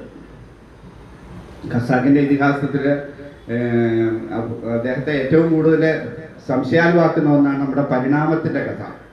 ഇവിടെ പരിണാമവും ദശാവതാരവുമായിട്ട് വലിയൊരു കണക്ഷനുണ്ട്. അതായത് ആദ്യം ജലത്തിലാണ് ഒരു ജീവബിന്ദു ഉണ്ടാകുന്നത് എന്നാണ് നമ്മുടെ ഇതിനകത്തും അങ്ങനെ. കൃതയുഗത്തില് ആദ്യം മത്സ്യമായി, പിന്നെ കൂർമ്മമായി, വെള്ളത്തിൽ നിന്ന് കരയിലും വെള്ളത്തിലുമായി, പിന്നെ വരാഹമായി, വരാഹത്തിന് പിന്നെ ചെളിയിലും കരയിലുമായിട്ട് ജീവിക്കുന്ന വരാഹം. മനുഷ്യനിലേക്കുള്ള പരിണാമമാണ് നരസിംഹം. വാമനൻ ആദ്യ മനുഷ്യനായ വടുവായ ആള്, പിന്നെ ശിലായുഗത്തിലെ ആയുധമേന്തിയ മനുഷ്യനായ പിന്നെ മനുഷ്യൻ പരശുരാമൻ, പിന്നെ യുദ്ധങ്ങൾ ചെയ്യുന്ന ആള്, പിന്നെ കൃഷിയിലേക്ക് നമ്മൾ കടക്കുന്നു. ബലരാമനായി, പൂർണ്ണ മനുഷ്യനായി, കൃഷ്ണനായി, പിന്നെ ഇത് കഴിഞ്ഞാൽ പിന്നെ എല്ലാം കൂടെ അടവടയെന്ന് പോകുന്നുള്ളതാണ് കൽക്കി അവതാരത്തിന്റെ കഥയായിട്ട്. ഇത് ഈ ദശാവതാരത്തിന്റെ കഥ, ഈ പരിണാമം ഇദ്ദേഹത്തെ ശരിക്കും ആകപ്പാടെ ബുദ്ധിമുട്ടിക്കുന്നുണ്ട്. ഇപ്പൊ രവി അവിടെ വെച്ച് ഈ പരിണാമത്തിന്റെ കഥ പറയുമ്പോൾ രണ്ട് ജീവബിന്ദുക്കൾ നടക്കും. ഒന്നിന്റെ കഥ പറഞ്ഞാണ് അത് നോവൽ ഉള്ളവർക്കറിയാം. വായിച്ചിട്ടുള്ളതല്ലേ? ഉണ്ടോ? ഖസാക്കിന്റെ ഇതിഹാസം ശരിക്കും പറഞ്ഞാൽ ഈ നോവലൊക്കെ വായിക്കുമ്പോഴേ ഖസാക്കിന്റെ ഇതിഹാസം ശരിക്കും ഒരു ആത്മീയ ഗ്രന്ഥം പോലെ നമുക്ക് വായിച്ചു പോകാവുന്ന ഒരു ഗ്രന്ഥമാണ് ഈ ഖസാക്കിന്റെ ഇതിഹാസം. അതില് ബുദ്ധന്റെ കഥയുണ്ട്. നമ്മുടെ പിന്നെ എഴുത്തച്ഛന്റെ പാന്തർ പെരുവഴിയമ്പലം, നമ്മുടെ വഴിയമ്പലത്തിൽ വന്ന് പോകുന്ന മനുഷ്യരാണ്. അവിടെ കാണുന്ന മനുഷ്യന്റെ രോഗവും ദുഃഖവും മരണവും എല്ലാം കണ്ട് അയാള് എന്താണെന്ന് ഇതിനകത്ത് ഇയാൾ അവസാനം മരണത്തിലേക്ക് തന്നെ പോവുക. അപ്പൊ അതിന് ഈ പരിണാമത്തിന്റെ കഥ ഇയാളെ വിഭ്രമിപ്പിക്കുന്നുണ്ട്. അതിന്റെ ഭാഗമായിട്ടാണ് ഇതിൻ്റെ ഒരു ദൈവികത. എപ്പോഴും ഈസ്റ്റേൺ മിസ്റ്റിസിസം സയൻസുമായിട്ട് കൂട്ടിയിണക്കിയാണല്ലോ എഴുതുന്നത്. നമ്മുടെ ഈ കൃഷ്ണന്റെ സങ്കല്പത്തിൽ തന്നെ കൃഷ്ണൻ പിന്നെ ഫ്ലൂട്ടും വായിച്ചുകൊണ്ട് നിൽക്കുമ്പോൾ പശുക്കളുണ്ട്, രാധ അടുത്ത് നിൽപ്പുണ്ട്. അദ്ദേഹത്തിന്റെ കാല് ശ്രദ്ധിച്ചിട്ടില്ല. നമ്മൾ പടങ്ങളിലൊക്കെ കാണുമ്പോൾ ഒരു കാല് പുറകിലോട്ടാണ് വെക്കുന്നത്. അത് എന്തിനാ വെക്കുന്നത്? ഒരു കാലിങ്ങനെ പുറകിലോട്ട് വെച്ചല്ലേ കൃഷ്ണൻ നിൽക്കുന്നതായിട്ട് പടങ്ങളിലൊക്കെ വരച്ചിരിക്കുന്നത്. അതറിയണമെങ്കിൽ ചില ശില്പങ്ങൾ നോക്കണം. ചില ശില്പങ്ങളിൽ അദ്ദേഹം അങ്ങനെ വളഞ്ഞ് കുത്തി, അത് പിന്നെ ഒഡീസി നൃത്തം കാണുകയാണെങ്കിൽ ഒഡീസി നൃത്തത്തിന്റെ ചുവടുകളിൽ ഇത് കാണാം. ശരിക്കും കൃഷ്ണന്റെ ആ ശില്പം എന്ന് പറയുന്നത് നമ്മുടെ ഒരു മനോഹരമായ ജീവിതത്തിന്റെ ഒരു ആനന്ദോത്സവത്തിന്റെ ഭഗവാനാണ് കൃഷ്ണൻ എന്നത്. കൃഷ്ണൻ ഗീതനുമാണ്, നൃത്തനുമാണ്. അദ്ദേഹത്തിന്റെ ഒരു ആനന്ദ നൃത്തമാണ്, കൃഷ്ണന്റെ ആനന്ദ നൃത്തമാണ്. അവിടെ ആ നൃത്ത ചുവടാണ്. അപ്പൊ അതിന് പകരം നമ്മൾ വിചാരിക്കുന്ന കാലിങ്ങനെ ഉത്സവത്തിന് ആനയെ കൊണ്ടുപോകുമ്പോൾ ആനയ്ക്ക് ഇങ്ങനെ കാല് ഇളക്കി നിൽക്കുന്ന പോലെ നിൽക്കുകയാണെന്ന് നമ്മുടെ ഒരു ധാരണ. ഞാൻ കണ്ടിട്ടുണ്ട് ചിലർ തൊഴാൻ നിൽക്കുമ്പോഴും കാല് അതുപോലെ വെച്ച് നിൽക്കുന്നത്. നമ്മളതിന്റെ അർത്ഥം മനസ്സിലാക്കുന്നില്ല. ചിലപ്പോൾ നമ്മുടെ ഈ ശില്പങ്ങൾക്കൊക്കെ അങ്ങനെ ചില അർത്ഥങ്ങളുണ്ട്. അതിൽ ഏറ്റവും കൂടുതൽ പിന്നെ നമ്മളെ ആകർഷിച്ചിട്ടുള്ളൊരു ശില്പമാണ് ഇവിടെ പരമശിവന്റെ ഇതുണ്ടല്ലോ, നടരാജ വിഗ്രഹം. നടരാജ വിഗ്രഹത്തെ കുറിച്ചൊരു കൺസെപ്റ്റ് ഈ പറഞ്ഞ പോലെ താവോ ഫിസിക്സ് എന്ന് പറഞ്ഞൊരു പുസ്തകമുണ്ട്. ഫ്രിഡ്ജോഫ് കാപ്ര എന്ന് പറയുന്ന ഒരാൾ എഴുതിയതാണ്. അപ്പൊ അദ്ദേഹത്തിന് ഈ പറഞ്ഞ പോലെ ഈസ്റ്റേൺ മിസ്റ്റിസിസവും മോഡേൺ സയൻസും കൂടെ കണക്ട് ചെയ്ത്, ഖസാക്കിലെ രവിയുടെ കൂട്ട് ഉള്ള ഒരാളാണ്. ഇത് രണ്ടും കൂടെ കണക്ട് ചെയ്ത് പറയും. അപ്പൊ അദ്ദേഹം പറയുന്നത് ഈ 16-17 നൂറ്റാണ്ടുകളിൽ തമിഴ്നാട്ടിലുണ്ടായ ഈ നടരാജ വിഗ്രഹം എന്ന് പറയുന്നത് മോഡേൺ സയൻസുമായിട്ട് ഏറ്റവും അടുത്ത് നിൽക്കുന്നു.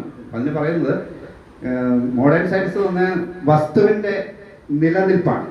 ഒരു വസ്തു നിർമ്മിക്കപ്പെടുന്നുണ്ടോ? സയൻസ് പറയുന്നത് വസ്തുക്കൾ matter can neither be created nor B destroyed എന്നാണ് നമ്മൾ സയൻസ് പഠിക്കുന്നത്. പക്ഷേ അവിടെ സയൻസിനെ ആഴത്തിൽ പഠിക്കുമ്പോൾ സബ് അറ്റോമിക് പാർട്ടിക്കിൾ എന്ന് പറഞ്ഞ് ചില കൺസെപ്റ്റ് വന്നു കഴിയുമ്പോഴാണ് ഇതിന്റെ സൃഷ്ടി ഉണ്ട്, അവിടെ ഒരെണ്ണം ഉണ്ടാവുന്നുണ്ട്, ഇല്ലാതാവുന്നുണ്ട്. അപ്പൊ ഇതിന്റെ ഒന്നും ദുരൂഹത നമുക്ക് മാറുന്നില്ല. ഇതിനിടയ്ക്ക് അതിവേഗത്തിൽ ഉണ്ടായി ഇതങ്ങ് ഇല്ലാതാകുക. നമ്മുടെ വസ്തുക്കളുടെ എല്ലാം നിലനിൽപ്പ് എന്ന് പറയുന്നത് അതിന്റെ ഒരു മൂവ്മെന്റിലാണ്, ചലിച്ചുകൊണ്ടിരിക്കുന്നുണ്ട്. നമ്മുടെ ഹൃദയവെടിപ്പ് നിന്ന് കഴിഞ്ഞാൽ നമ്മൾ പോയി, രക്തഓട്ടം ഇല്ലെങ്കിൽ നമ്മൾ പോയി. ചലിക്കാത്ത ഒരു വസ്തുവും നിലനിൽക്കില്ല. അതാണ് സയൻസ് പറയുന്നത്. നമ്മളിവിടെ അനങ്ങാതിച്ചിരുന്നതിൽ ഇരിക്കാം, വിശ്രമിക്കാമെന്ന് വെച്ച് കഴിഞ്ഞാൽ നമ്മൾ ചലിച്ചുകൊണ്ടിരിക്കുക. ഭൂമി എത്രയോ കിലോമീറ്റർ വേഗത്തിലാണ് ഭൂമിയുടെ ഉപരിതലം കറങ്ങുന്നത്. അതിനേക്കാളും എത്രയോ കിലോമീറ്റർ വേഗത്തിലാണ് ഭൂമി ഒരു സൈഡിലോട്ട് കറങ്ങുന്നത്. ഈ സൂര്യനെ ചുറ്റി ഒരു വർഷം കൊണ്ടെങ്കിൽ കറങ്ങി വരും. അതിന്റെ ദൂരമൊക്കെ നമ്മുടെ സയൻസുകാർ പറയും 4.5 മിനിറ്റ് കൊണ്ടാണ് സൂര്യനിൽ നിന്ന് വെളിച്ചെങ്ങി വരുന്നത്. അതിൽ ഒരു സെക്കൻഡിൽ 3 ലക്ഷം കിലോമീറ്ററേ പോവും. അപ്പൊ അത്രയും ദൂരമുണ്ട്. അങ്ങനെയുള്ളൊരു സാധനത്തെ നമ്മളെല്ലാം കൂടെ ഒരു വർഷം കൊണ്ട് കറങ്ങി വരിക. അത്ര വേഗത്തിലാണ് നമ്മൾ ചലിക്കുന്നത്. ഈ ചലനം ഇല്ലാതായി കഴിഞ്ഞാൽ വസ്തുക്കളുടെ നിലനിൽപ്പില്ല. അപ്പൊ ഈ നടരാജ വിഗ്രഹത്തിന് ഇത് ഇദ്ദേഹം പിന്നെ കണക്ട് ചെയ്യുന്നത് സൃഷ്ടി സ്ഥിതി. അതിന്റെ 2 കൈകളിൽ ഒന്നില് സൃഷ്ടിയുടെ ചിഹ്നമായ ശംഖ്, മറ്റേ കൈയിൽ സംഹാരത്തിന്റെ ചിഹ്നമായ അഗ്നി. ഇതിന്റെ രണ്ടിന്റെ ഇടയ്ക്കും ഡൈനാമിക് ബാലൻസ് ആണ് ഇതിന്റെ മുഖം. ഈ നടരാജന്റെ മുഖം എന്ന് പറഞ്ഞാൽ ക്രൂരമായ മുഖമല്ല, സൗമ്യമായ മുഖം. തമിഴ്നാട്ടിലുണ്ടായ ആ ശില്പമാണ് ഏറ്റവും പ്രസിദ്ധമായിട്ടുള്ളത്. ഇതിനിടയ്ക്ക് താണ്ഡവ ചലനമാണ്, കോസ്മിക് ഡാൻസ് എന്നാണ് പറയുന്നത്. പുസ്തകത്തിൽ പറയുന്ന വരികളാണ്. ബാക്കി നമ്മൾക്ക് ഇതിനകത്ത് തന്നെ നമ്മുടെ ജീവിതമുണ്ട്. അജ്ഞാനത്തെ ചവിട്ടി താഴ്ത്തിയിട്ട് അറിവിലേക്ക് ഉയരുന്ന ഒരു കാല്, അവിടേക്കാണ് ഒരു കൈ ചൂടുന്നത്, മറ്റേ കൈ ഇങ്ങനെ. അപ്പൊ ഈ നമ്മുടെ ശില്പങ്ങളിൽ ഇപ്പൊ കൃഷ്ണന്റെ ആനന്ദ നൃത്തത്തിന്റെ ഇതില് ഗീതവും നൃത്തവും അടങ്ങുന്ന, ആനന്ദവും അടങ്ങുന്ന, പ്രണയവും അടങ്ങുന്ന ആ ശില്പവും നടരാജ ശില്പവും എല്ലാം കുറേ ഗഹനതകളും അർത്ഥങ്ങളും ഉൾക്കൊള്ളുന്ന ഒന്നായി. ഞാനീ പറയുന്നത് ഇച്ചിരി ബോറടിക്കുന്ന ഒരു വിഷയമാണ് കേട്ടോ. അതുകൊണ്ട്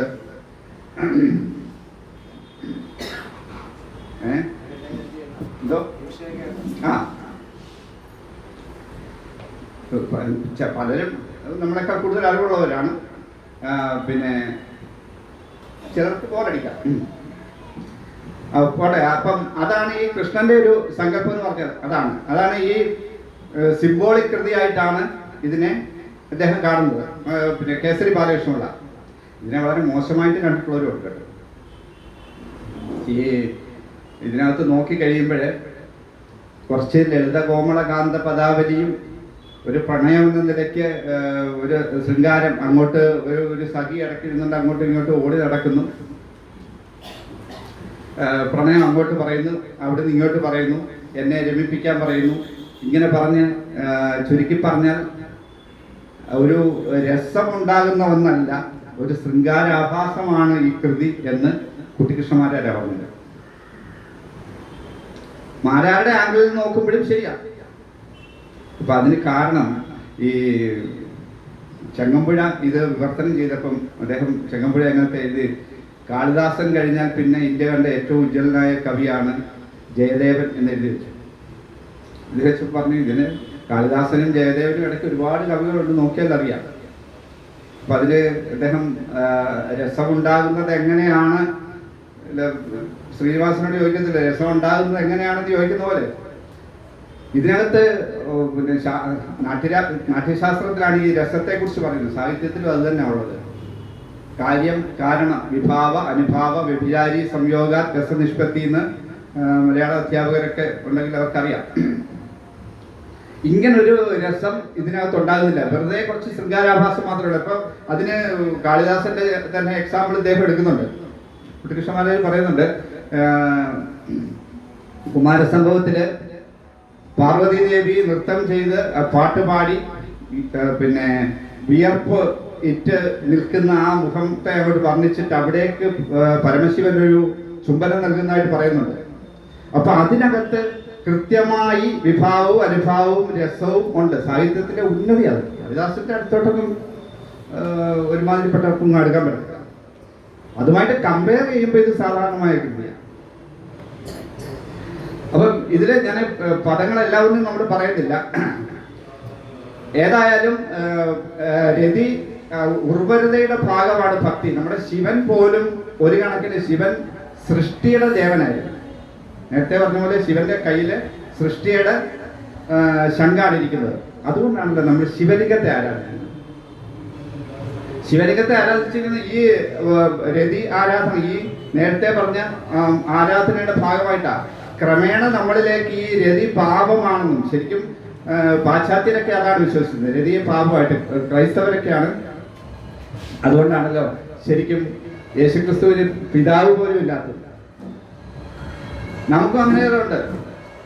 നമ്മുടെ കഥകളിലും അതൊക്കെ നമ്മൾ ചേർത്തുണ്ട്. കർണനെ പിന്നെ നമ്മൾ മനസ്സുകൊണ്ട് ചിന്തിക്കുമ്പോഴല്ലേ കുട്ടി ഉണ്ടാകുന്നത്. നമുക്ക് ചില ചിന്തകളൊക്കെ നമ്മളിലേക്ക് പാപബോധമൊക്കെ ഉണ്ടായി അങ്ങ് വരുന്നതാണ്. അതുകൊണ്ട് വരുന്നതാണ്. ശിവൻ ക്രമേണ പിന്നെ ഇതിനെ സംഹരിക്കുന്നത്. അതുകൊണ്ടാണ് കാമത്തെ സംഹരിക്കുന്ന ആളായി. കാമൻ, ശിവന്റെ മൂന്നാം കണ്ണിൽ കാമൻ എരിഞ്ഞടങ്ങി. മൂന്നാം കണ്ണെന്ന് പറഞ്ഞാൽ അറിവിന്റെ കണ്ണ്. ആ അറിവിന്റെ കണ്ണില് ഈ കാമവികാരത്തെ അടക്കി അദ്ദേഹം സന്യാസിയെ മാറുക. ഒരേ സമയം ശിവനെ ലിംഗമായും സൃഷ്ടിയുടെ ദേവനായും സംഹാരത്തിന്റെ ദേവനായും യമൻ, ഇവിടെ യമൻ എന്ന് പറയുന്ന വാക്ക് തന്നെ യമന്റെ രാജനാണല്ലോ ശിവൻ, അല്ലെ? യമിപ്പിക്കുന്നു, സർവത്തെ യമിപ്പിക്കുന്നു. നമ്മുടെ ഈ യമന്റെ ഒക്കെ സങ്കല്പം വരുമ്പോൾ നമ്മളൊരു കാലൻ എന്ന് പറയുന്ന വാക്കാണ് ഉപയോഗിക്കുന്നത്. കാലൻ എന്ന് പറയുമ്പോൾ കൊമ്പമീശയൊക്കെ വെച്ച് വിറവ് വീട്ടുകാർ കയറും ഒക്കെ തോളയിലിട്ട് വരുന്ന പോലെ ഒരു പോത്തിന്റെ പുറത്ത് കയറി നമ്മുടെ അടുത്ത് വരുമെന്നും നമ്മളെ ഈ കയറെ കെട്ടി അത് കൊണ്ടുപോകുന്നൊക്കെ ഒരു സങ്കല്പമാണ്. ശരിക്കും അങ്ങനെയല്ല. കാലമാണ് കാലൻ ആയിട്ട് നമ്മൾ പരിണമിപ്പിച്ചത്. നമ്മളോടൊക്കെ എപ്പോഴും നമ്മളോടൊപ്പം ചേർന്ന് നിൽക്കുന്ന ഒന്നാണ് ഈ കാലം. അല്ലെങ്കിൽ ഈ കാലം നമുക്ക് വിളിക്കാം. പക്ഷെ ഈ കയറും തൂക്കിക്കൊണ്ട് വരുന്ന ആളല്ല. അങ്ങനെയാണ് ഈ യമന്. അതുമായിട്ട് ബന്ധപ്പെട്ട സമയവുമായിട്ട് ബന്ധപ്പെട്ടതാണ്. യമനും യാമവും എല്ലാം ബന്ധപ്പെട്ടതാണ്. കാലമാണ്. ഇതൊക്കെ ഒരു കണക്ഷൻ ഉണ്ട്. നമ്മൾ പക്ഷെ ഉപയോഗിച്ച് നമ്മൾ വേറൊന്നാക്കി മാറ്റും. അത് നമുക്കൊരു മിടുക്കാണ്. അപ്പൊ നമുക്ക് വീണ്ടും എത്ര മണിക്കാണ് നിർത്തേണ്ടതെന്ന് പറഞ്ഞു. ഇപ്പൊ എത്രയായി? 15 മിനിറ്റ്. അപ്പൊ അതുകൊണ്ട് ഞാൻ കൃതികളിലൂടെ ഒന്ന് ഓടിച്ചങ്ങ് പോകാം. അപ്പോൾ ആദ്യത്തെ 2 പദങ്ങൾ പറഞ്ഞു. മൂന്നാമത്തെ പദത്തിൽ കൃഷ്ണൻ ഇനി പിന്നെ ജയദേവന്റെ പത്നിയുടെ പേര് പറഞ്ഞു, പത്മാവതി. അപ്പം നമ്മൾ ഒരുപാട് കഥകൾ ഉണ്ടാക്കിയിട്ടുണ്ട്. പത്മാവതി എന്ന് പറയുന്നത് ഒരു മഹാരി ദേവദാസി ആയിരുന്നു എന്നാണ് പറയുന്നത്. ഇദ്ദേഹത്തിന്റെ വിഹാരഭൂമി എന്ന് പറയുന്നത് പുരിയിലെ ജഗന്നാഥ ക്ഷേത്രമായിരുന്നു പറയുന്നത്. അപ്പൊ അവിടുത്തെ ഒരു ദേവദാസി ആയിരുന്നു. ഇദ്ദേഹത്തിന്റെ നൃത്തത്തിന് അവര് ചുവട് വയ്ക്കാറില്ല. ഇതൊക്കെ നമ്മൾ ഉണ്ടാക്കുന്ന കഥകളാണ്. പക്ഷേ ഈ ഗീതഗോവിന്ദം വായിച്ചു കഴിഞ്ഞാൽ അത് പ്യുവർ ഗീതമാണ്. പാടാൻ വേണ്ടി ഉണ്ടാക്കിയ ആയിട്ടാണ് അതിനകത്തൊരു ഭാഗത്തൊരു പദ്യത്തിൽ പറയുന്നുണ്ട്. ഈ ഗീതഗോവിന്ദം ഇങ്ങനെ സൃഷ്ടിച്ചിരിക്കുന്നത് പരാശരാദി പ്രിയവർഗകണ്ഠേ. അന്നത്തെ ഒരു പിന്നെ കവി പാട്ടുകാരനായിരിക്കണം. നമ്മുടെ യേശുദാസിനെയും ബാലമുരളീകൃഷ്ണയും പോലുള്ള ഒരാളായിരിക്കണം അന്നത്തെ പരാശരൻ. പരാശരനെ പോലുള്ളവരുടെ പ്രിയരുടെ കണ്ഠത്തിലൂടെ പുറത്തു വരുമ്പോഴാണ് ഇതിന് മാഹാത്മ്യം ഉണ്ടാകുന്നത്. അതിനുവേണ്ടി സൃഷ്ടിച്ചതാണെന്ന് പറയുന്നത്. പിൽക്കാലത്തായിരിക്കും നൃത്തത്തിലേക്ക് ഇത് വന്നത്. ഈ ഒഡീസി നൃത്തം ഏറ്റവും കൂടുതൽ ഒഡീസി നൃത്തത്തിലാണ് ഈ ജയദേവന്റെ അഷ്ടപതികളൊക്കെ ഒരുപാട് ഉപയോഗിച്ച് കണ്ടിട്ടുള്ളത്. നല്ല രസമായിട്ട് ഒഡീസി കേൾക്കാൻ. അതുപോലെ നേരത്തെ ഞാൻ പറഞ്ഞു, ഈ അഷ്ടപതികൾ പാടുമ്പം ഒരുതരം നിർവികാര ശൈലി ഉപയോഗിക്കുന്നു. പക്ഷേ ബാലമുരളീകൃഷ്ണയുടെ പാട്ടുകൾ കേൾക്കാറുണ്ട്. ഓരോന്നിൻ്റെയും അർത്ഥം അറിഞ്ഞുകൊണ്ട് തന്നെ ട്യൂൺ ചെയ്തതാണ്. നമ്മൾ യൂട്യൂബിൽ ഇതൊക്കെ കിട്ടും. ഇപ്പം ഒന്നാമത്തെ പദ്യം, മറ്റേ മൂന്നാമത്തെ ശ്ലോകം, രണ്ട് പദങ്ങൾ ഞാൻ പറഞ്ഞു. ഒന്ന് ദശാവതാരവും ഒന്ന് കൃഷ്ണനെ വർണ്ണിക്കുന്നതാണ്. മൂന്നാമത്തേത് മുതലാണ് ശരിക്കും ഇതിൻ്റെ ഒരു കാമ്പിലേക്ക് ഇറങ്ങുന്നത്. മൂന്നാമത്തേനകത്ത് കൃഷ്ണൻ കുറെ സ്ത്രീകളോടൊപ്പം വനത്തിൽ രമിക്കുന്നതായിട്ടാണ്. അപ്പൊ അതിങ്ങനെയാണ് പറയുന്നത്. അപ്പം ആ വനവർണ്ണനയാണ് അതിനകത്ത്. അപ്പൊ അതിന് മനോഹരമായ പദങ്ങൾ വേണ്ടത്. ഇങ്ങനെയാണ് പിന്നെ അദ്ദേഹം പാടുന്നത്. ലളിതലവംഗലതാ പരിശീലന കോമളമലയ സമീരേ. അത് നോക്കിയ ഒരു വള്ളി, മനോഹരമായ വള്ളിക്കുടലിന്റെ വർണ്ണന വരുന്നത് പോലാണ് വാക്കുകളുടെ പോലും സമന്വയം. അവിടെ കൃഷ്ണൻ വിഹരതി ഹരിഹ സരസവനാന്തേ നൃത്യതി യുവതി ജനേന സമം. സ്ത്രീകളോടൊപ്പം അദ്ദേഹം രമിച്ച് നൃത്തം ചെയ്തുകൊണ്ടിരിക്കുക. അതാണ് കൃഷ്ണൻ നൃത്തനും ഗീതനുമാണ്. രണ്ടാമത്തേലും പിന്നെ ഏകദേശം അതിൽ ചന്ദന ചർച്ചിത നീലകളേവര ആ പാട്ട് നമ്മൾ കേട്ടിട്ടുണ്ട്. ആ പാട്ടല്ല, ആ വാക്ക് മാത്രം അതിനകത്ത് നിർത്തുള്ളൂ.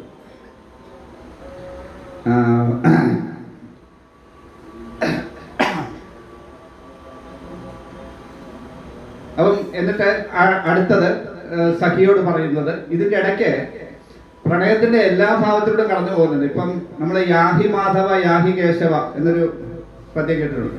നമ്മൾ വളരെ ഭക്തിപൂർവ്വമാണ് കേൾക്കുന്നത്. പക്ഷെ അത് ഒരു ദിവസം രാവിലെ നോക്കുമ്പോൾ കൃഷ്ണന് ഏതോ സ്ത്രീകളുടെ അടുത്ത് രമിച്ചിട്ട് വരുക. ആപ്പാടെ ദേഹമെല്ലാം മലിനമായിട്ട്. അപ്പൊ ഇത് കണ്ടപ്പോഴേ ഇവർക്ക് മനസ്സിലായി. അതിനകത്ത് ഈ ഖണ്ഡിത നായിക എന്ന് പറയുന്ന ഇതാണ് അതിനകത്ത് രാധ മാറുന്നത്. അപ്പൊ ഇദ്ദേഹത്തെ വഴക്ക് പറയാണ്. യാഹി കേശവ എന്ന് പറഞ്ഞാൽ, യാഹി മാധവ പറഞ്ഞാൽ നീ പോ ദൂരെ, ഓ മാധവ, യാഹി മാധവ യാഹി കേശവ മാവത കൈതവവാദം. മാവത സംസാരിക്കരുത്, കള്ളം പറയരുത്, എന്നോട് വന്ന് കള്ളം പറയരുത്, നീ പൊയ്ക്കോ. നിനക്ക് ഇഷ്ടമുള്ള, നിനക്ക് കൂടുതൽ പ്രിയമുള്ളവരുടെ അടുത്തേക്ക് നീ പൊയ്ക്കോ എന്ന് പറഞ്ഞ് വഴക്ക് പറഞ്ഞ് വിടുന്നതാണ്. അപ്പൊ ഇതിനെ നമ്മൾ അതേ അർത്ഥത്തിൽ, അതേ ഭാവം ഉണ്ടാകുന്ന തരത്തിൽ ട്യൂൺ ചെയ്തില്ലെങ്കിൽ നമ്മൾ കേൾക്കുന്നത് കേവലം ഒരു ഭക്തിയാണ്. നമുക്ക് അതിനകത്തോട്ട് കടന്നു ചെല്ലാൻ പറ്റത്തില്ല. അതാണ് എന്ന് പറഞ്ഞ് ബാലമുരളിയുടെ പാട്ടുകൾ കേൾക്കുമ്പോൾ അതിലാണ് ഭാവാത്മകമായ ആലാപനമുണ്ട്. ഒരുപാട് ഇവർ തമ്മിൽ വഴക്കിടുന്നൊക്കെ ഉണ്ട്. പിന്നെ ഇദ്ദേഹം പിന്നെ ഈ ചതുർഭുജം എന്ന് പറയുന്ന ഒരു സർഗമുണ്ട്. ചതുരൻ എന്ന് പറഞ്ഞാൽ ഇച്ചിരി ആള് ചതുരനാണ്, ഒരു സ്ത്രീകളെ വശീകരിച്ചെടുക്കാറുള്ള ചതുരനായിട്ടുള്ള. അപ്പം എന്നോട് പിണങ്ങരുത്, മുഞ്ചമയി മാനം അനിതാനെ, എന്നോട് പിണങ്ങരുത് എന്ന് പറഞ്ഞ് ഇദ്ദേഹം അനുനയിപ്പിക്കുന്ന പദ്യങ്ങളുണ്ട്. ഇതൊക്കെ നമ്മൾ കേട്ട് പഠിച്ചെങ്കിൽ അതുകൊണ്ട് അതുപോലെ ഈ ജയദേവനെ കുറിച്ച് കുറേ കഥകളും ഒക്കെ പരത്തുമെന്ന് പറഞ്ഞിട്ടുണ്ട്. അപ്പൊ ഇതില് പ്രിയേ ചാരുശീല എന്ന് പറയുന്നൊരു പിന്നെ ഇതുണ്ട്. വഹതി അതി കിഞ്ചിതവി ദന്തരുചി കൗമുദി എന്ന് പറയുന്നത് തുടങ്ങുന്നതാണ്. അതിലൊരിടത്ത് ഈ കൃഷ്ണൻ രാധയെ അനുനയിപ്പിക്കാൻ വേണ്ടി പറയുന്നൊരു വാക്കുണ്ട്. നിനക്ക് നിന്റെ കാലുകൾ സ്മരകരള ഖണ്ഡനം മമശിരസി മണ്ഡനം ദേഹി പദ പല്ലവും ഉദാരം. നീ എന്റെ കാമവിഷം ശമിപ്പിക്കുന്നതിന് വേണ്ടി നീ നിന്റെ കാലുകൾ എന്റെ ശിരസിലേക്ക് എടുത്തു വെക്കുക, അങ്ങനെ പറയുന്നുണ്ട്. അപ്പം ഈ നമ്മുടെ ഭക്തജനങ്ങളെ സംബന്ധിച്ചിടത്തോളം കൃഷ്ണൻ രാധയോട് അങ്ങനെ പറയുന്നത് തെറ്റല്ലേ? അതുകൊണ്ടാണ് അവിടെ ഒരു കഥയുണ്ടാക്കി. ഒരു ദിവസം പിന്നെ ജയദേവൻ ഇങ്ങനെ എഴുതിക്കൊണ്ടിരുന്നപ്പം ഈ ഭാഗം എഴുതാൻ അദ്ദേഹത്തിന് വലിയ മാനസികമായിട്ട് ബുദ്ധിമുട്ട്. കാരണം രാധയെ അനുനയിപ്പിക്കണം, അവരുടെ പാദമെടുത്ത് സ്വന്തം ശിരസിൽ വെക്കണമെന്ന് പറയുന്നത് ഭഗവാനല്ലേ. അപ്പൊ അതുകൊണ്ട് ഇദ്ദേഹം എഴുതാൻ പറ്റില്ല. ഇദ്ദേഹം നേരെ കുളിക്കാൻ പോയപ്പം എനിക്ക് ആ വാക്ക് കിട്ടുന്നില്ലെന്ന് ഭാര്യയോട് പറഞ്ഞിട്ട് പോയി. അപ്പം ഇതിൻ്റെ ഇടയ്ക്ക് എന്നിട്ട് വൈകുന്നേരം ആയപ്പോൾ ഇദ്ദേഹം തിരിച്ചു വരുവാ, എനിക്ക് ആ വാക്ക് കിട്ടുന്നില്ല കേട്ടോ, എനിക്കത് എഴുതാൻ പറ്റുന്നില്ല. അപ്പൊ പറഞ്ഞു, നിങ്ങൾ തന്നെയല്ലേ വന്ന് നേരത്തെ എഴുതി വെച്ചേച്ച് പോയി, പറഞ്ഞു തന്ന് ഞാൻ എഴുതി വെച്ചേക്കുവാണല്ലോ എന്ന് ഇദ്ദേഹം പറഞ്ഞതായി. അപ്പം ഇതിൻ്റെ ഇടയ്ക്ക് അപ്പോഴാണ് ജയദേവൻ മനസ്സിലാവുന്നത് സാക്ഷാൽ കൃഷ്ണൻ തന്നെ വന്ന് ജയദേവന്റെ വേഷത്തിൽ വന്നിത് ഇതൊക്കെ എന്ന് പറഞ്ഞ കഥകളാണ്. കാരണം യഥാർത്ഥത്തിൽ ജയദേവനെ പോലുള്ള ഒരു കവിക്ക് അതിനകത്ത് യാതൊരു മാനസിക ദണ്ഡവും ഇല്ല. അത് മാത്രമല്ല, അവസാനം ഇവർ ഒന്നിച്ച് വരുമ്പോഴും ജയദേവൻ ചതുർഭുജൻ വെറുതെ പറയുന്നതല്ല, ആളും ഭയങ്കര ചതുരൻ തന്നെ.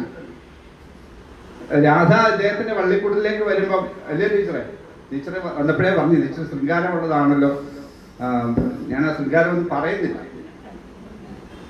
അപ്പം രാധ ഈ വള്ളിക്കൂട്ടിലേക്ക് വരുമ്പോഴേ പിന്നെ ഇദ്ദേഹം അവസാനം വരുമ്പോ നീ നടന്ന് ക്ഷീണിച്ചു വരികയല്ലേ, നിന്റെ കാലുകൾ ഞാൻ തലോടി തരാം. അങ്ങനെ എഴുതിക്കുന്ന ഒരു ജയദേവൻ ഒരിക്കലും മറ്റൊരു വേണ്ടി, അതൊക്കെ എന്ന് പറഞ്ഞാൽ നമ്മുടെ മനസ്സിലെ കുറെ വിശ്വാസങ്ങളാണ്. ഇവിടെ കൃഷ്ണനും രാധയും രണ്ടല്ല, ഒന്ന് തന്നെ. ഒരർത്ഥത്തില് ഈ നമ്മൾ പലപ്പോഴും വിചാരിക്കും കാമശാസ്ത്രം എഴുതിയവരോ പഴയ ഗ്രന്ഥങ്ങൾ എഴുതിയവരൊക്കെ ഈ പുരുഷ മേധാവികളാണ്. ഈ രതിയിൽ പുരുഷനും സ്ത്രീയും മേധാവികളൊന്നുമില്ല. ഒരുപക്ഷെ ഒരു പടി മോളിൽ സ്ഥാനം കൊടുത്തിരിക്കുന്ന ഇതിനകത്ത് രാധില്ല. അതെനിക്ക് അതിനകത്ത് എല്ലാ ഭാഗം ഞാൻ പറയുന്നില്ല, അതുകൊണ്ട് തന്നെ ഞാൻ പറയാം, അത് വായിക്കുന്നവർക്ക് അത് മനസ്സിലാവും. രാധ ഈ തരത്തിൽ അന്വയിപ്പിക്കുന്നു. അത് കഴിഞ്ഞ് ലാസ്റ്റിലത്തെ ഒരു അഷ്ടപതിയുണ്ട്. ഇവർ തമ്മിലുള്ള സംയോഗം കഴിഞ്ഞിട്ട് പോകാൻ നേരത്തെ ഇവർ പറയുന്ന ഒരു പദ്യം, ലാസ്റ്റ് 24ാമത്തെ അഷ്ടപതി എന്ന് പറഞ്ഞാൽ നിജഗാദസായതു നന്ദനെ ക്രീഡതി ഹൃദയാനന്ദനെ. അപ്പം രാധ കൃഷ്ണൻ നിജഗാദസ യദുനന്ദനോട് പറഞ്ഞു, ഹൃദയത്തിന് ആനന്ദം നൽകുന്ന തരത്തിൽ ക്രീഡിച്ച കൃഷ്ണനോട് പറയുകയാണ്, കുരു യദുനന്ദന ചന്ദന ശിശിര തരേണ കരേണ പയോധരേ മൃഗപദ. നീ നിന്റെ ചന്ദനത്തിന്റെ തണുപ്പുള്ള നിന്റെ കൈകൾ കൊണ്ട് ഈ പിന്നെ കസ്തൂരി തിലകം എന്റെ മാറിടത്തിൽ അണിയിക്കുക, എന്റെ അഴിഞ്ഞു പോയ മുടികളെ നീ കെട്ടിത്തരിക, എന്റെ അഴിഞ്ഞു പോയ അരഞ്ഞാണത്തെ നീ പൂർവ്വസ്ഥിതിയിലാക്കുക, എന്റെ വസ്ത്രങ്ങളെ പഴയ സ്ഥിതിയിലാക്കുക എന്ന് പറയുമ്പോൾ കൃഷ്ണൻ ഇതെല്ലാം ചെയ്തു എന്നാണ് പറയുന്നത്. അപ്പൊ ശരിക്കും ഒരു പിന്നെ ഏകപക്ഷീയമല്ല പ്രണയവും ഗതിബന്ധങ്ങളും. നമ്മൾ പലപ്പോഴും വിചാരിക്കുന്നത് ആ പഴയ കാമശാസ്ത്ര ഗ്രന്ഥങ്ങളിലൊക്കെ ഈ പുരുഷകേന്ദ്രിതമായ ഒന്നാണെന്നും പുരുഷന്റെ ഉപയോഗത്തിന് വേണ്ടി മാത്രമുള്ളതാണെന്നുമാണ്. പക്ഷെ ഗീതഗോവിന്ദത്തിൽ അങ്ങനെയില്ല. മറ്റുള്ളതിനകത്ത് അങ്ങനെ ആയിരിക്കാം, പക്ഷെ ഗീതഗോവിന്ദത്തിൽ അങ്ങനെയല്ല. രാധയ്ക്ക് വളരെ മുകളിലുള്ള ഒരു സ്ഥാനത്തിനെ കൊടുത്തുകൊണ്ടാണ് കൃഷ്ണൻ ഇതിനകത്ത് പരിചരിക്കുന്നത്. അതുപോലെ ഇതിനകത്തെ രചനകളൊക്കെ നേരത്തെ പറഞ്ഞല്ലോ, രതിമഞ്ജരി എന്ന് പറയുന്ന ഒരു കാമശാസ്ത്ര ഗ്രന്ഥം എഴുതിയ ഒരാളാണ്. കൃഷ്ണന് രാധയെ അനുനയിപ്പിക്കുന്ന സമയത്ത് അതിന്റെ ആ പ്രിയേ ചാരുശീല എന്നുള്ള പദത്തിൽ പറയുന്നുണ്ട്, സത്യമേവാസിയതി സുധതിമയി കോപിനി ദേഹി കരനഖര ശരഖാരം. ഞാൻ പറയുന്നത് സത്യമാണെങ്കിൽ നീ എൻ്റെ ദേഹത്ത് നിന്റെ കൈ നഖം അള്ളിപ്പറിച്ചോ, എന്നെ കൈ കൊണ്ട് വരിഞ്ഞു മുറുക്കിക്കോ, നീ പല്ലുകൊണ്ട് കടിച്ചോ എന്ന് പറഞ്ഞാൽ എന്നെ എടുത്തിടിക്കാൻ. അന്നത്തെ കാമശാസ്ത്ര പ്രകാരം ഇന്ന് പെരുമാറിയാണ് നമ്മൾ ചെയ്യില്ല. അതൊക്കെ ഉണ്ട് കേട്ടോ. കാമശാസ്ത്രത്തിലെ ദന്തവും നഖവും ഒക്കെ അങ്ങനത്തെ പ്രധാന ഘടകങ്ങളാണ്. അപ്പോൾ ഇതൊക്കെ എന്ന് പറഞ്ഞാൽ കാമശാസ്ത്ര പ്രകാരം രചിച്ച ഒരു കൃതിയാണ്. അഷ്ടനായികമാരെ സൃഷ്ടിക്കുന്നുണ്ട്. കാമശാസ്ത്രപരമായ ബന്ധങ്ങളാണ് ഇതിനകത്ത് പറയുന്നത്. വളരെ മനോഹരമായ പദങ്ങളാണ്. ലളിത കോമള കാന്ത പദാവലികൾ തന്നെ. ഇന്നത്തെ പ്രാസം എല്ലാത്തിനകത്തും അന്ത്യപ്രാസം മസ്റ്റായിട്ടുണ്ട്. അതുപോലെ ഇന്നത്തെ ശ്ലേഷം എന്നൊക്കെ പറയുന്നത്, അത് എനിക്ക് എത്രത്തോളം അറിയത്തില്ല. ആ വാക്കുകളുടെ മനോഹാരിതയൊക്കെ ഈ നിജഗാദശ കേൾക്കുമ്പോൾ തന്നെ അറിയാം. പിന്നെ ഇതിൻ്റെയൊക്കെ ഒഡീസി രൂപങ്ങളുണ്ട്. അതൊക്കെ കാണുകയാണെങ്കിൽ വളരെ മനോഹരമായിട്ട് നമുക്ക് ഇതിൻ്റെ ആഴത്തിലേക്ക് കടക്കാൻ പറ്റും. വളരെ ആസ്വദിക്കാവുന്ന ഒന്നാണ് കേട്ടോ. പദങ്ങളെല്ലാം വളരെ മനോഹരമാണ്. അദ്ദേഹം പറഞ്ഞ പോലെ തന്നെ ഈ ചെങ്ങമ്പുഴ ദേവഗീത വിവർത്തനം ചെയ്തപ്പം അത് മലയാളത്തിലെ ഏറ്റവും നല്ലൊരു വിവർത്തനമായിട്ടാണ് പറയുന്നത്.